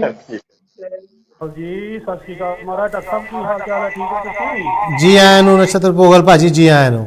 ਨਛੱਤਰ ਭੋਗਲ ਬੋਲਦਾ ਮੈਂ। ਹਾਂਜੀ, ਬਹੁਤ ਥੈਂਕ ਯੂ ਤੁਹਾਡਾ ਜੀ। ਤੇ ਸਭ ਤੋਂ ਪਹਿਲਾਂ ਮੈਂ ਸਰਜੀਤ ਤੁਹਾਡਾ ਧੰਨਵਾਦ ਕਰਦਾ ਕਿ ਤੁਸੀਂ ਇਹੋ ਜਿਹੇ ਵਿਦਵਾਨ ਲੋਕ ਸਾਡੇ ਰੂਬਰੂ ਕਰਦੇ ਹੋ। ਤੇ ਵੀਰ ਸੁਖਪਾਲ ਸਿੰਘ ਜੀ ਥਿੰਦ ਸਾਹਿਬ ਦੀ ਜੋ ਤੁਸੀਂ ਭੂਮਿਕਾ ਬਣੀ ਹੈ, ਉਹ ਬਿਲਕੁਲ ਉਸ ਭੂਮਿਕਾ ਤੋਂ ਵੀ ਕਿਤੇ ਵੱਧ ਵਿਦਵਾਨ ਨੇ। ਤੇ ਮੈਂ ਵੀ ਇੱਕ ਮਾੜੀ ਜੀ ਆਪਣੇ ਵੱਲੋਂ ਇੱਕ ਛੋਟੀ ਜਿਹੀ ਕਵਿਤਾ, ਛੋਟੀ ਜਿਹੀ, ਤੈਨੂੰ ਪਤਾ ਕਵਿਤਾ ਤਾਂ ਮੇਰੀ ਲੰਬੀ ਹੁੰਦੀ ਆ, ਪਰ ਸੁਣਾਉਣੀ ਜ਼ਰੂਰ ਆ। ਇਹ ਕਵਿਤਾ ਸਿਰਫ ਤੇ ਸਿਰਫ ਇਹੋ ਜਿਹੇ ਵਿਦਵਾਨਾਂ ਦੇ ਮੂਹਰੇ ਚੰਗੀ ਲੱਗਦੀ ਹੈ ਜਿਨ੍ਹਾਂ ਦੇ ਕੋਲ ਕਲਮ ਆ ਔਰ ਉਸ ਕਲਮ ਨੂੰ ਯੂਜ਼ ਕਰਨ ਦਾ ਤਰੀਕਾ ਹੈਗਾ। ਜੀ ਜੀ, ਆ ਜਾਓ ਫਿਰ। KTV ਦੇ ਦਰਸ਼ਕਾਂ ਦੇ ਮੂਹਰੇ ਮੈਂ ਉਹ ਕਵਿਤਾ ਪੇਸ਼ ਕਰਨੀ ਚਾਹੁੰਦਾ। ਇਰਸ਼ਾਦ ਜੀ। ਕਵਿਤਾ ਦਾ ਨਾਮ ਹੈ ਸਿੰਘ ਸਾਹਿਬ ਕਲਮ ਜਾਂ ਕਲਮਾਂ। ਹਾਂਜੀ। ਤੇ ਸ਼ਾਂਤ ਖਮੋਸ਼ ਰਹਿ ਸਦਾ ਉਡੀਕੇ, ਸਿਆਣਪ ਭਰੇ ਵਿਚਾਰ ਤੂੰ ਕਲਮੇ, ਉੱਕਰ ਕਾਗਜ਼ ਦੀ ਹਿੱਕੇ ਉੱਤੇ ਕਰੇ ਜਗ ਤੇ ਪਰ ਪੁਕਾਰ ਤੂੰ ਕਲਮੇ। ਵਾਹ। ਭਈ ਸੱਚ ਲਿਖਣੋਂ ਨਾ ਖੁੰਝੀ ਹਰਗਿਜ਼, ਆਪਣਾ ਆਪ ਦਈ ਵਾਰ ਤੂੰ ਕਲਮੇ। ਵਾਹ। ਤੂੰ ਸ਼ਮਸ਼ੀਰ ਤੇ ਢਾਲ ਵੀ ਤੂੰ ਹੀ, ਪ੍ਰਮੁੱਖ ਹੈ ਹਥਿਆਰ ਤੂੰ ਕਲਮੇ। ਕਿਆ ਬਾਤ ਹੈ ਜੀ। ਭਈ ਰਾਖੀ ਅਤੇ ਹਿਫਾਜ਼ਤ ਕਰਨੀ, ਭਾਵੇਂ ਝੱਲਣੇ ਪੈਣ ਤਸੀਹੇ, ਪਰਦੇ ਪਰਤਾਂ ਝੂਠ ਦੇ ਫੋਲੀ, ਕਦੇ ਨਾ ਮੰਨੀ ਹਾਰ ਤੂੰ ਕਲਮੇ। ਵਾਹ। ਭਈ ਰਾਈਫਲ ਪਿਸਟਲ ਜਾਂ ਕਿਰਪਾਨਾਂ, ਜਾਨ ਲੈਵਾ ਹਥਿਆਰ ਨਹੀਂ ਤੂੰ। ਵਾਹ। ਰਾਈਫਲ ਪਿਸਟਲ ਜਾਂ ਕਿਰਪਾਨਾਂ ਜਾਨਲੇਵਾ ਹਥਿਆਰ ਨਹੀਂ ਤੂੰ, ਤੂੰ ਸਿਆਹੀ ਦੀ ਸੱਚੀ ਸਾਥਣ ਤੇ ਨਿਭਦੀ ਹੈ ਦਿਲਦਾਰ ਤੂੰ ਕਲਮੇ। ਇਨਕਲਾਬ ਤੇਰੀ ਹੋਂਦ ਲਿਆਵੇ, ਕ੍ਰਾਂਤੀ ਸੋਚ ਬਗਾਵਤ ਲਿਖ ਕੇ। ਵਾਹ। ਸਿਰ ਨਾ ਕਰਮ ਕਰਾ ਲਈ ਕਿਧਰੇ, ਰਹਿ ਚੌਕਸ ਹਥਿਆਰ ਤੂੰ ਕਲਮੇ। ਭਈ ਸਾਹਿਤਿਕ ਸੱਥਾਂ ਦੀ ਪਟਰਾਣੀ, ਸਮਾਜਿਕ ਸੇਧਾਂ ਦੇਣ ਵਾਲੀਏ। ਵਾਹ ਜੀ ਵਾਹ। ਅਪਰਾਧੀ ਲਈ ਫਾਂਸੀ ਦਾ ਫੰਦਾ, ਨਿਰਦੋਸ਼ ਦਾ ਹੈ ਅਧਿਕਾਰ ਤੂੰ ਕਲਮੇ। ਆ ਮੋਮੋ ਠਗਣੇ ਸੱਜਣ ਜੈ ਠੱਗ, ਮਿੱਠ ਬੋਲੜੇ ਦਿਲ ਦੇ ਕਾਲੇ। ਮੋਮੋ ਠਗਣੇ ਸੱਜਣ ਜੈ ਠੱਗ, ਮਿੱਠ ਬੋਲੜੇ ਦਿਲ ਦੇ ਕਾਲੇ। ਬਹਿਰੂਪੀਏ ਬਦਲੇ ਭਗਤਾਂ ਵਰਗੇ, ਪਰਖੀ ਤੂੰ ਕਰਦਾਰ ਨੀ ਕਲਮੇ। ਭਈ ਵਿਲੱਖਣ ਕੋਈ ਇਤਿਹਾਸ ਸਿਰਜਦੇ, ਤੈਥੋਂ ਸਿੱਖਿਆ ਲਏ ਜ਼ਮਾਨਾ। ਵਾਹ। ਵਿਲੱਖਣ ਕੋਈ ਇਤਿਹਾਸ ਸਿਰਜਦੇ, ਤੈਥੋਂ ਸਿੱਖਿਆ ਲਏ ਜ਼ਮਾਨਾ। ਭਈ ਵਾਰ ਚੰਡੀ ਦੀ ਵਰਗਾ ਮੰਤਰ, ਬਣ ਖੰਡੇ ਦੀ ਧਾਰ ਤੂੰ ਕਲਮੇ। ਹੱਕਾਂ ਦੀ ਰਖਵਾਲੀ ਕਰਨੀ, ਫਰਜ਼ਾਂ ਦੀ ਪਹਿਚਾਣ ਵੀ ਦੱਸੀ। ਵਾਹ ਜੀ ਵਾਹ। ਵਾਹ। ਤੇ ਗੁੰਡਿਆਂ ਦੇ ਤੂੰ ਪਰਚੇ ਲਾਹੀ, ਦਾਨਿਆਂ ਦਾ ਸਤਿਕਾਰ ਤੂੰ ਕਲਮੇ। ਪੱਤਰਕਾਰਾਂ ਲਈ ਰੱਬ ਵਰਗੀ, ਜੋ ਨਾ ਵੇਚਦੇ ਫਿਰਨ ਜ਼ਮੀਰਾਂ। ਵਾਹ। ਪੱਤਰਕਾਰਾਂ ਲਈ ਰੱਬ ਵਰਗੀ, ਜੋ ਨਾ ਵੇਚਦੇ ਫਿਰਨ ਜ਼ਮੀਰਾਂ। ਉਹਨਾਂ ਹੀਰਿਆਂ ਸਦਕੇ ਬਣਦੀ, ਅਖਬਾਰਾਂ ਦਾ ਸ਼ਿੰਗਾਰ ਤੂੰ ਕਲਮੇ। ਤੇ ਸ਼ਹੀਦ ਕੌਮ ਲਈ ਜੋ ਮਰ ਮੁੱਕੇ, ਸ਼ਾਹਕਾਰ ਉਹਨਾਂ ਦੇ ਲਿਖਦੇ। ਵਾਹ ਜੀ ਵਾਹ। ਸ਼ਹੀਦ ਕੌਮ ਲਈ ਜੋ ਮਰ ਮੁੱਕੇ, ਸ਼ਾਹਕਾਰ ਉਹਨਾਂ ਦੇ ਲਿਖਦੇ। ਦੇਸ਼ ਭਗਤਾਂ ਦੇ ਤਾਈਂ ਸਤਕਾਰੀ, ਫਟਕਾਰੀ ਸਦਾ ਗਦਾਰ ਤੂੰ ਕਲਮੇ। ਭਈ ਰਾਜਨੀਤੀ ਦੀ ਬੁੱਕਲ ਬਹਿ ਕੇ ਕਰਨ ਕਾਲੀਆਂ ਜੋ ਕਰਤੂਤਾਂ। ਰਾਜਨੀਤੀ ਦੀ ਬੁੱਕਲ ਬਹਿ ਕੇ ਕਰਨ ਕਾਲੀਆਂ ਜੋ ਕਰਤੂਤਾਂ। ਅਸਵਾਰ ਜੋ ਰੁਤਬਿਆਂ ਦੇ ਰੱਖ ਉੱਤੇ, ਉਹਨਾਂ ਦਾ ਭੰਡ ਹੰਕਾਰ ਤੂੰ ਕਲਮੇ। ਨਾਵਲ ਕਿਸੇ ਕਾਂਡ ਕਹਾਣੀ, ਧਰਮ ਦੇ ਫਲਸਫੇ ਤੇ ਕਵਿਤਾਵਾਂ। ਵਾਹ। ਨਾਵਲ ਕਿਸੇ ਕਾਂਡ ਕਹਾਣੀ, ਧਰਮ ਦੇ ਫਲਸਫੇ ਤੇ ਕਵਿਤਾਵਾਂ। ਕਾਗਜ਼ ਦੀ ਹਿੱਕ ਉੱਤੇ ਲਿਖਣੇ, ਕਰ ਸ਼ਬਦਾਂ ਦਾ ਪ੍ਰਚਾਰ ਤੂੰ ਕਲਮੇ। ਆਪਣੇ ਡਾਕਟਰ ਸਾਹਿਬ ਅਖੀਰਲਾ ਬੰਦਿਆ ਕਰਦਾ ਜੀ ਸ਼ਾਹ ਜੀ ਸ਼ਾਹ। ਭਈ ਜੱਗ ਦਾ ਕਰੀ ਸੁਧਾਰ ਤੂੰ ਕਲਮੇ। ਨਾ ਬਣ ਕਿਸੇ ਤੇ ਭਾਰ ਤੂੰ ਕਲਮੇ। ਵਾਹ। ਨਛੱਤਰ ਭੋਗਲ ਤੇਰੀ ਉਪਮਾ ਲਿਖਦਾ, ਲਿਖਤ ਦੀ ਰਚਨਹਾਰ ਤੂੰ ਕਲਮੇ। ਲਿਖਤ ਦੀ ਰਚਨਹਾਰ ਤੂੰ ਕਲਮੇ। ਲਿਖਤ ਦੀ ਰਚਨਹਾਰ ਤੂੰ ਕਲਮੇ। ਕਿਆ ਬਾਤ ਹੈ ਜੀ। ਸਰਬਜੀਤ, ਮੈਂ ਇਹ ਕਵਿਤਾ ਸੋਚਦਾ ਵੀ ਮੇਰੇ ਵੀਰ ਸੁਖਪਾਲ ਸਿੰਘ ਹੁਣੀ ਵਿਦਵਾਨ ਬੰਦੇ ਆ ਜੀ, ਸੁਣ ਰਹੇ ਨੇ ਉਹ ਵੀ ਤੁਹਾਡੀ ਕਵਿਤਾਵਾਂ ਨੂੰ। ਥੈਂਕ ਯੂ ਜੀ ਜੀ, ਥੈਂਕ ਯੂ ਜੀ। Thank you. ਥੈਂਕ ਯੂ ਜੀ। ਥੈਂਕ ਯੂ ਭਾਜੀ। ਸੁਖਪਾਲ ਸਿੰਘ ਜੀ ਇਹ ਸਾਡੇ ਵੀਰ ਸੀ, ਵੱਡੇ ਵੀਰ ਨਛੱਤਰ ਭੋਗਲ ਜੀ, ਜੋ ਤੁਸੀਂ ਸੁਣਿਆ ਬਹੁਤ ਵਧੀਆ ਲਿਖਦੇ ਨੇ। ਕਲਮ ਦੀ ਇਹਨਾਂ ਨੇ ਗੱਲ ਕੀਤੀ ਹੈ ਤੇ ਮੈਨੂੰ ਬੈਠੇ ਬੈਠੇ ਨੂੰ ਗੱਲ ਯਾਦ ਆ ਗਈ। ਕਹਿੰਦੇ ਕਲਮ ਨੂੰ ਮੈਂ ਕਿਹਾ ਦੇਖੀ ਕਿਤੇ ਸੱਚ ਨਾ ਲਿਖ ਦੇਈ। ਕਲਮ ਨੂੰ ਮੈਂ ਕਿਹਾ ਦੇਖੀ ਕਿਤੇ ਸੱਚ ਨਾ ਲਿਖ ਦੇ, ਨਹੀਂ ਤਾਂ ਸਰ ਕਲਮ ਹੋ ਜਾਊਗਾ। ਤੇ ਕਲਮ ਮੋਰਿਓ ਕਹਿੰਦੀ ਕਮਲਿਆ, ਸਰ ਕਲਮ ਕਰਾ ਕੇ ਹੀ ਤਾਂ ਸੱਚ ਲਿਖ ਰਹੀ ਹਾਂ। ਸੋ ਗੱਲ ਉਹ ਆ, ਕਿਉਂਕਿ ਇੱਕ ਤੁਹਾਡੇ ਵਰਗੇ ਵਿਦਵਾਨ ਜਿੰਨੇ ਵੀ ਰਾਈਟਰ ਨੇ, ਕਹਾਣੀਕਾਰ ਨੇ, ਜਦੋਂ ਉਹ ਸੱਚ ਲਿਖਦੇ ਆ ਨਾ ਤਾਂ ਵਾਕਈ ਫਿਰ ਉਹ ਜਿਹੜਾ ਸੱਚ ਹੈ ਉਹ ਇੱਕ ਐਸਾ ਸੱਚ ਬਣ ਜਾਂਦਾ ਦੁਨੀਆ ਦਾ, ਜਿਹਨੂੰ ਆਪਾਂ ਕਹਿ ਲਈਏ ਵੀ ਉਸ ਨੂੰ ਕਦੀ ਝੁਠਲਾਇਆ ਨਹੀਂ ਜਾ ਸਕਦਾ। ਕਿਉਂਕਿ ਕਲਮ ਜਦ ਵੀ ਲਿਖਦੀ ਹੈ, ਕਲਮ ਦੀ ਮਾਰ ਜਿਹੜੀ ਹੁੰਦੀ ਹੈ ਉਹ ਗੋਲੀ ਦੀ ਮਾਰ ਨਾਲੋਂ ਜਾਂ ਹੋਰ ਕਿਸੇ ਤੀਰ ਦੀ ਮਾਰ ਨਾਲੋਂ ਜ਼ਿਆਦਾ ਡੂੰਘੀ ਹੁੰਦੀ ਹੈ। ਸੁਖਪਾਲ ਸਿੰਘ ਜੀ, ਗੱਲ ਕਰਦੇ ਹਾਂ ਤੁਹਾਡੇ ਨਾਲ। ਤੁਸੀਂ ਕਿਤਾਬਾਂ ਕਹਾਣੀਕਾਰ ਦੇ ਰੂਪ 'ਚ ਜਾਣੇ ਜਾਂਦੇ ਹੋ, ਨਾਲ ਤੁਸੀਂ ਆਲੋਚਨਕ ਕਿਤਾਬਾਂ ਵੀ ਲਿਖਦੇ ਹੋ ਜਾਂ ਆਲੋਚਕ ਦੇ ਰੂਪ 'ਚ ਵੀ ਜਾਣੇ ਜਾਂਦੇ ਹੋ, ਜਿਨ੍ਹਾਂ ਵਿੱਚੋਂ ਤੁਹਾਡੀਆਂ ਜੇ ਆਪਾਂ ਗੱਲ ਕਰੀਏ ਵਿਰਤਾਂਤ ਸ਼ਾਸਤਰ ਇੱਕ ਆਲੋਚਨਾਤਮਕ ਪੁਸਤਕ ਸੀ। ਮੈਂ ਚਾਹਾਂਗਾ ਆਪਣੀ ਟੀਮ ਨੂੰ ਕਿ ਉਹ ਵੀ ਜ਼ਰੂਰ ਸਕਰੀਨ 'ਤੇ ਦਿਖਾਉਣ ਵਿਰਤਾਂਤ ਸ਼ਾਸਤਰ ਜਿਹੜੀ ਹੈ। ਅਤੇ ਉਸ ਤੋਂ ਬਾਅਦ ਤੁਹਾਡੀ ਇੱਕ ਆਈ ਸੀ ਪੰਜਾਬੀ ਗਲਪ ਦੇ ਆਰ ਪਾਰ, 2012 ਵਿੱਚ ਆਈ ਸੀ ਇਹ, ਔਰ ਫਿਰ ਆਈ ਸੀ ਹੀਰ ਤੇ ਵਾਰਿਸ, ਜਿਹੜੀ ਇਹ ਸੀਗਾ ਇੱਕ ਵਿਰਤਾਂਤ ਸ਼ਾਸਤਰ ਪਰਪੇਖ ਸੀਗਾ ਜੋ ਤੁਸੀਂ ਲਿਖਿਆ ਸੀਗਾ। ਸਾਨੂੰ ਜੇ ਆਪਾਂ ਗੱਲ ਕਰੀਏ ਹੀਰ ਦੀ ਵਾਰਿਸ ਦੀ, ਇਹਦੇ ਬਾਰੇ ਵੀ ਕੁਝ ਦੱਸ ਦਿਓ।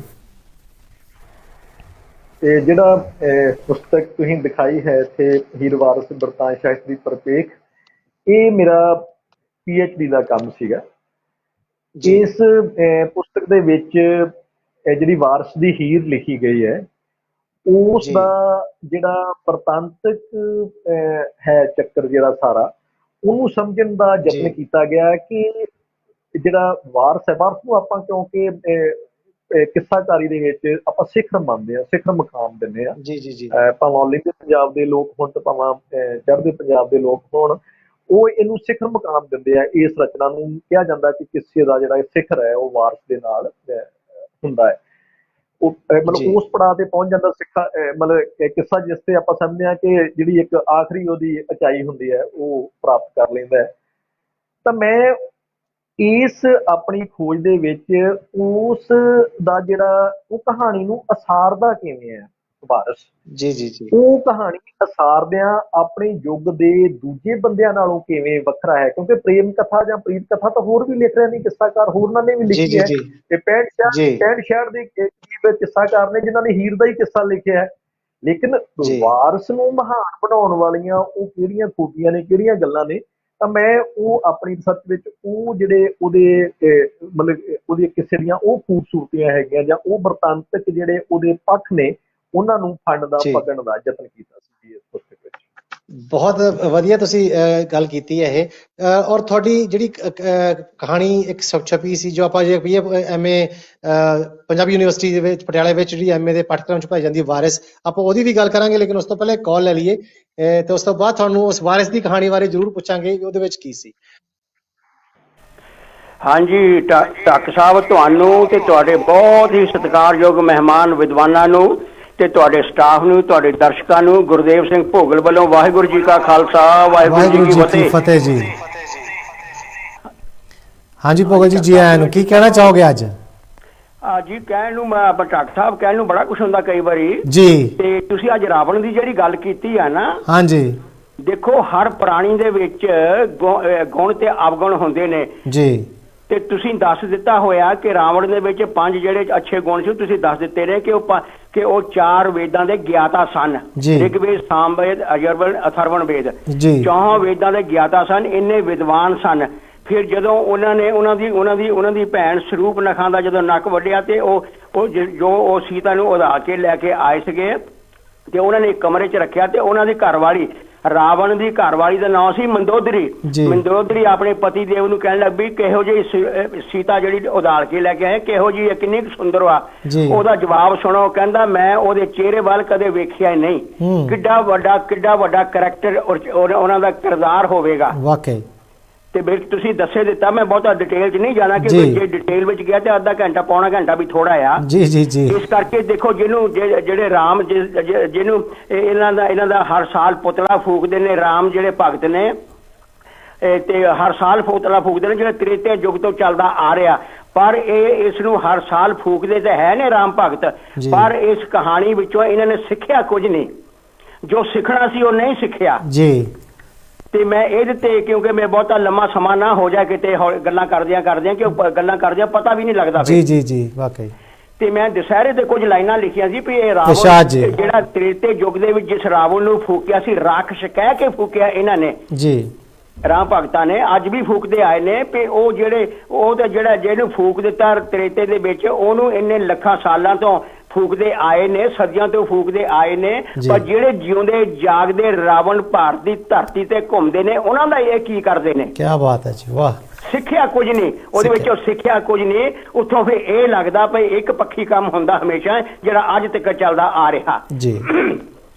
ਲਓ ਮੈਂ ਕਵਿਤਾ ਦੇ ਵਿੱਚ ਕਹਿ ਦੇਣਾ ਜਿਹੜਾ ਸੁਨੇਹਾ ਦੇਣਾ ਚਾਹੁੰਦਾ, ਇਰਸ਼ਾਦ ਲਿਖਿਆ ਵੇ, ਸਵਰਗੀ ਰਾਵਣ ਨੂੰ ਹਿੰਦੂ ਹਰ ਸਾਲ ਫੂਕਣ, ਸਵਰਗੀ ਰਾਵਣ ਨੂੰ ਹਿੰਦੂ ਹਰ ਸਾਲ ਫੂਕਣ, ਕੇਵਲ ਇੱਕੋ ਸੀ ਜਿਹਦਾ ਕਸੂਰ ਯਾਰੋ, ਓਏ ਜਿਉਂਦੇ ਰਾਵਣਾ ਰੱਬ ਦਾ ਰੂਪ ਸਮਝਣ, ਇਹ ਕਿੱਥੋਂ ਦਾ ਭਲਾ ਦਸਤੂਰ ਯਾਰੋ।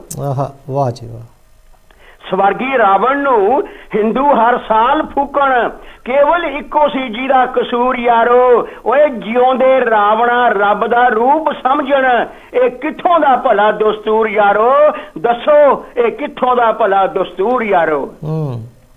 ਬਈ ਗਾਥਾ ਰਾਵਣ ਦੀ ਕੁੱਲ ਜਹਾਨ ਜਾਣੇ, ਗਾਥਾ ਰਾਵਣ ਦੀ ਕੁੱਲ ਜਹਾਨ ਜਾਣੇ, ਜਿਹੜਾ ਸੱਚਮੁੱਚ ਸੀ ਇੱਕ ਵਿਦਵਾਨ ਵੱਡਾ, ਜੱਗੋਂ ਬਾਹਰੀ ਕੀਤੀ ਕਾਲੀ ਕਰਤੂਤ ਕਰਕੇ ਤੁਰੇ ਤੇ ਜੱਗ ਦਾ ਅਖਵਾਇਆ ਸ਼ੈਤਾਨ ਵੱਡਾ। ਵਾਹ। ਗਾਥਾ ਰਾਵਣ ਦੀ ਕੁੱਲ ਜਹਾਨ ਜਾਣੇ, ਜਿਹੜਾ ਸੱਚਮੁੱਚ ਸੀ ਇੱਕ ਵਿਦਵਾਨ ਵੱਡਾ, ਜੱਗੋਂ ਬਾਹਰੀ ਕੀਤੀ ਕਾਲੀ ਕਰਤੂਤ ਕਰਕੇ ਤੁਰੇ ਤੇ ਜੁਗ ਦਾ ਅਖਵਾਇਆ ਸ਼ੈਤਾਨ ਵੱਡਾ, ਬਈ ਹਉਮੈ ਅਕਲਮੰਦਾਂ ਦੀ ਮਾਰ ਅਕਲ ਛੱਡੇ। ਹਉਮੈ ਅਕਲਮੰਦਾਂ ਦੀ ਮਾਰ ਅਕਲ ਛੱਡੇ, ਤਾਈਓ ਪਾਇਆ ਸੀ ਏਡਾ ਫਤੂਰ ਯਾਰੋ। ਓਏ ਸਵਰਗੀ ਰਾਵਣ ਨੂੰ ਹਿੰਦੂ ਹਰ ਸਾਲ ਫੂਕਣ, ਕੇਵਲ ਇੱਕੋ ਸੀ ਜਿਹਦਾ ਕਸੂਰ ਯਾਰ। ਜਿਉਂਦੇ ਰਾਵਣਾ ਰੱਬ ਦਾ ਰੂਪ ਸਮਝਣ, ਇਹ ਕਿੱਥੋਂ ਦਾ ਭਲਾ ਦਸਤੂਰ ਯਾਰ।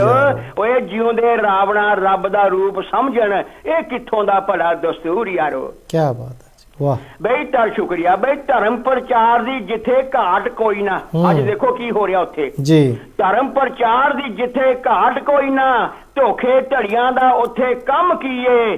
ਜੇਕਰ ਧਰਮ ਦੇ ਪੱਕੇ ਪਹਿਰੇਦਾਰ ਨੇ, ਉਹ ਧਰਮ ਨਿਰਪੱਖਤਾ ਦਾ ਫਿਰ ਗਮ ਕੀਏ।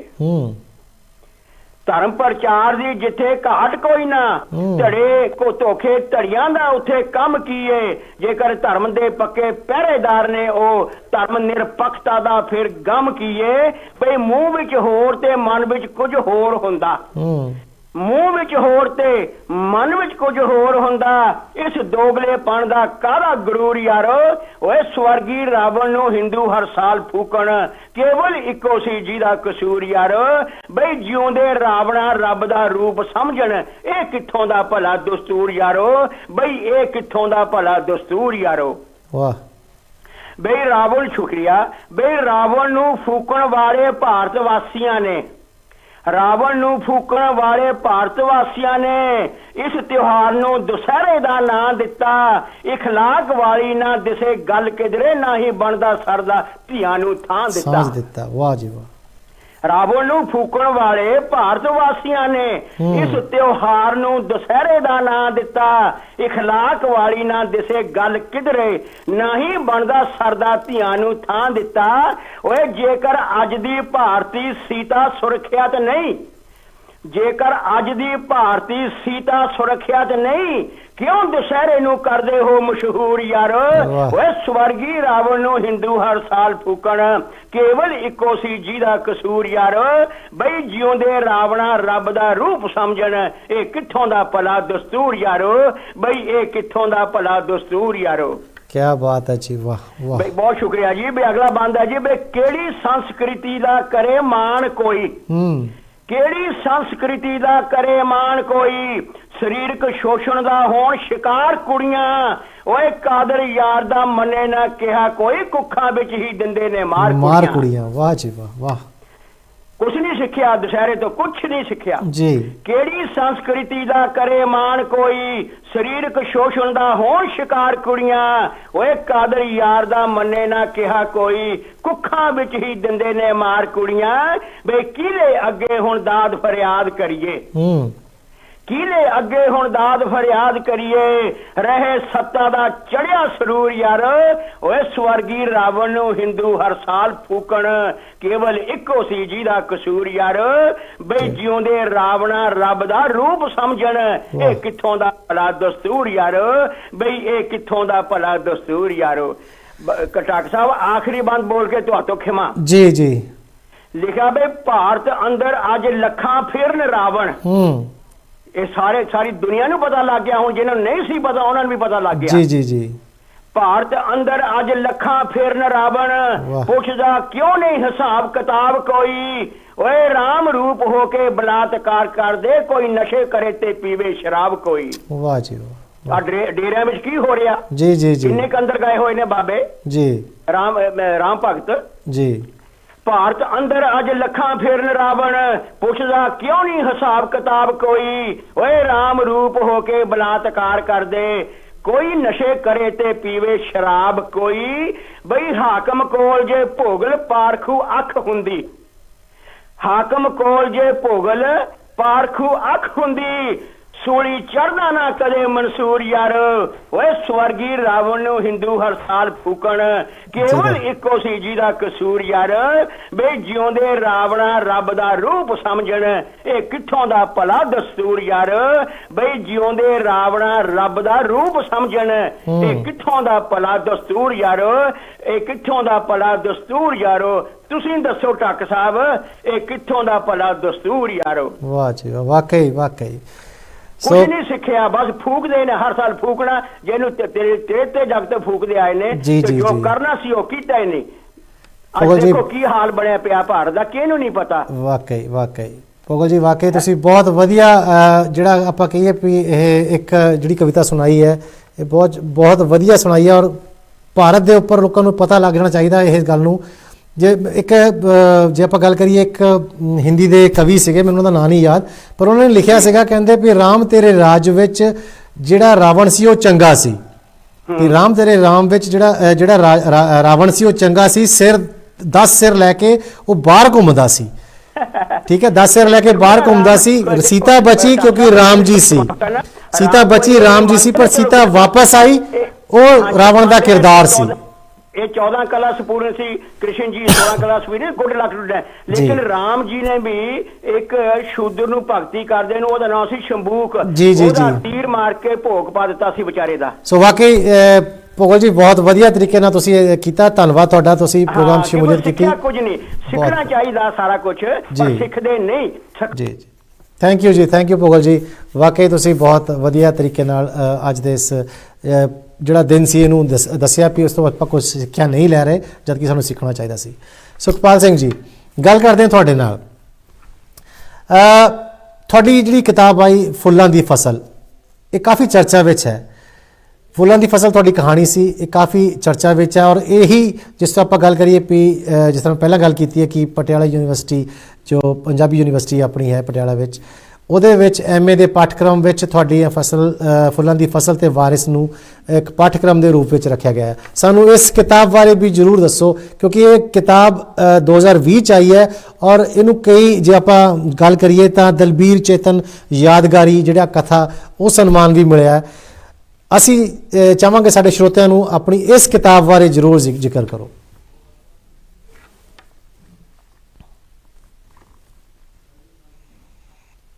ਪਾਸੇ ਦੇਖਦਾ ਹੈ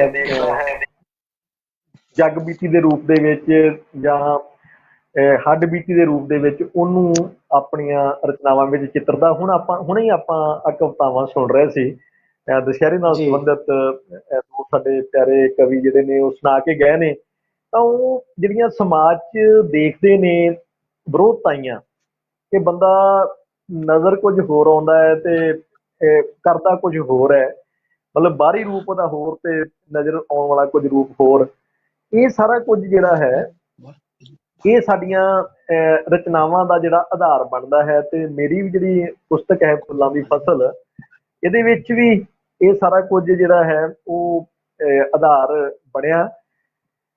ਜੇ ਮੈਂ ਤੁਹਾਨੂੰ ਆਪਣੇ ਕਹਾਣੀ ਦੇ ਸਫ਼ਰ ਬਾਰੇ ਗੱਲ ਕਰਾਂ ਤਾਂ ਇਹ ਜਿਹੜੀ ਮੇਰੀ ਪੁਸਤਕ ਹੈ ਫੁੱਲਾਂ ਦੀ ਫਸਲ, ਇਹਦੇ ਵਿੱਚ 5 ਕਹਾਣੀਆਂ ਨੇ ਜੀ। ਇਹ 5 ਕਹਾਣੀਆਂ ਲੰਮੀਆਂ 5 ਕਹਾਣੀਆਂ ਨੇ। ਔਰ 2010 ਵਿੱਚ ਮੇਰੀ ਪਹਿਲੀ ਜਿਹੜੀ ਕਹਾਣੀ ਹੈ ਸੰਤ ਦਾ ਕਤਲ, ਉਹ ਛਪਦੀ ਹੈ। ਤੇ ਪੰਜਾਬੀ 'ਚ ਇੱਕ ਬਹੁਤ ਮਿਆਰੀ ਮੈਗਜ਼ੀਨ ਹੈ, ਉਹ ਵੀ ਤੁਹਾਡੇ ਇੱਥੋਂ ਇੰਗਲੈਂਡ ਦੇ ਰਹਿਣ ਵਾਲੇ ਅਵਤਾਰ ਜੰਡਿਆਲਵੀ ਜੀ ਸਨ, ਇੱਥੋਂ ਦੇ ਬਹੁਤ ਵੱਡੇ ਲੇਖਕ ਆਪਣੇ UK ਦੇ। ਉਹਨਾਂ ਨੇ ਸ਼ੁਰੂ ਕੀਤਾ ਸੀ, ਚੰਡੀਗੜ੍ਹ ਤੋਂ ਪੇਪਰ ਨਿਕਲਦਾ ਜੀ ਹੁਣ, ਤੇ ਪੰਜਾਬ ਦੇ ਵਿੱਚ ਉਹਨਾਂ ਨੂੰ ਸੁਸ਼ੀਲ ਸਾਂਝ ਹੋਣੀ ਨੇ ਉਹ ਸੰਪਾਦਿਤ ਕਰਦੇ ਨੇ।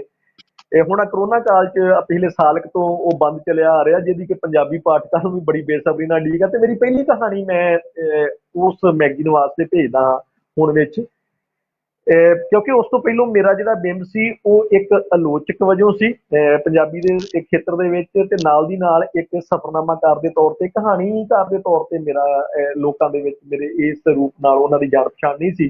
ਤੇ 2010 'ਚ ਮੇਰੀ ਇਹ ਪਹਿਲੀ ਕਹਾਣੀ ਛਪਦੀ ਹੈ। ਤੇ ਹੁਣ ਵਰਗੇ ਮੈਗਜ਼ੀਨ 'ਚ ਪਹਿਲੀ ਕਹਾਣੀ ਜਿਹੜਾ ਪੰਜਾਬੀ ਦੇ, ਆਪਾਂ ਉੱਪਰਲੇ 2-3 ਮੈਗਜ਼ੀਨ ਕੱਢਣੇ ਹੋਣ ਜਿਹੜੇ ਸਭ ਤੋਂ ਜ਼ਿਆਦਾ ਜਿਨ੍ਹਾਂ ਦਾ ਮਿਆਰ ਮਿਥਿਆ ਜਾਂਦਾ ਹੈ, ਇਹ ਹੁਣ ਉਹਦੇ 'ਚ ਆਉਂਦਾ ਹੈ। ਤੇ ਉਹ ਕਹਾਣੀ ਛਪਣ ਨਾਲ ਇੱਕ ਤਰ੍ਹਾਂ ਦਾ ਮੇਰਾ ਦਰਵਾਜ਼ਾ ਖੁੱਲ੍ਹ ਜਾਂਦਾ ਹੈ ਪੰਜਾਬੀ ਪਾਠਕਾਂ ਲਈ, ਤੇ ਉਹਨੂੰ ਬੜਾ ਭਰਪੂਰ ਹੁੰਗਾਰਾ ਮਿਲਦਾ ਹੈ।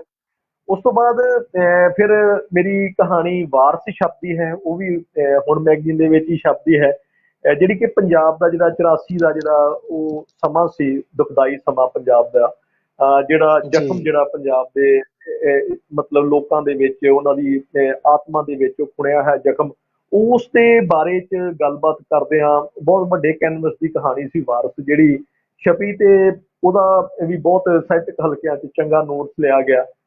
ਤੇ ਉਸ ਤੋਂ ਬਾਅਦ ਫਿਰ ਮੇਰੀ ਤੀਜੇ ਨੰਬਰ ਤੇ ਕਹਾਣੀ ਜਿਹੜੀ ਹੈ ਉਹ ਫੁੱਲਾਂ ਦੀ ਫਸਲ ਛਪਦੀ ਹੈ।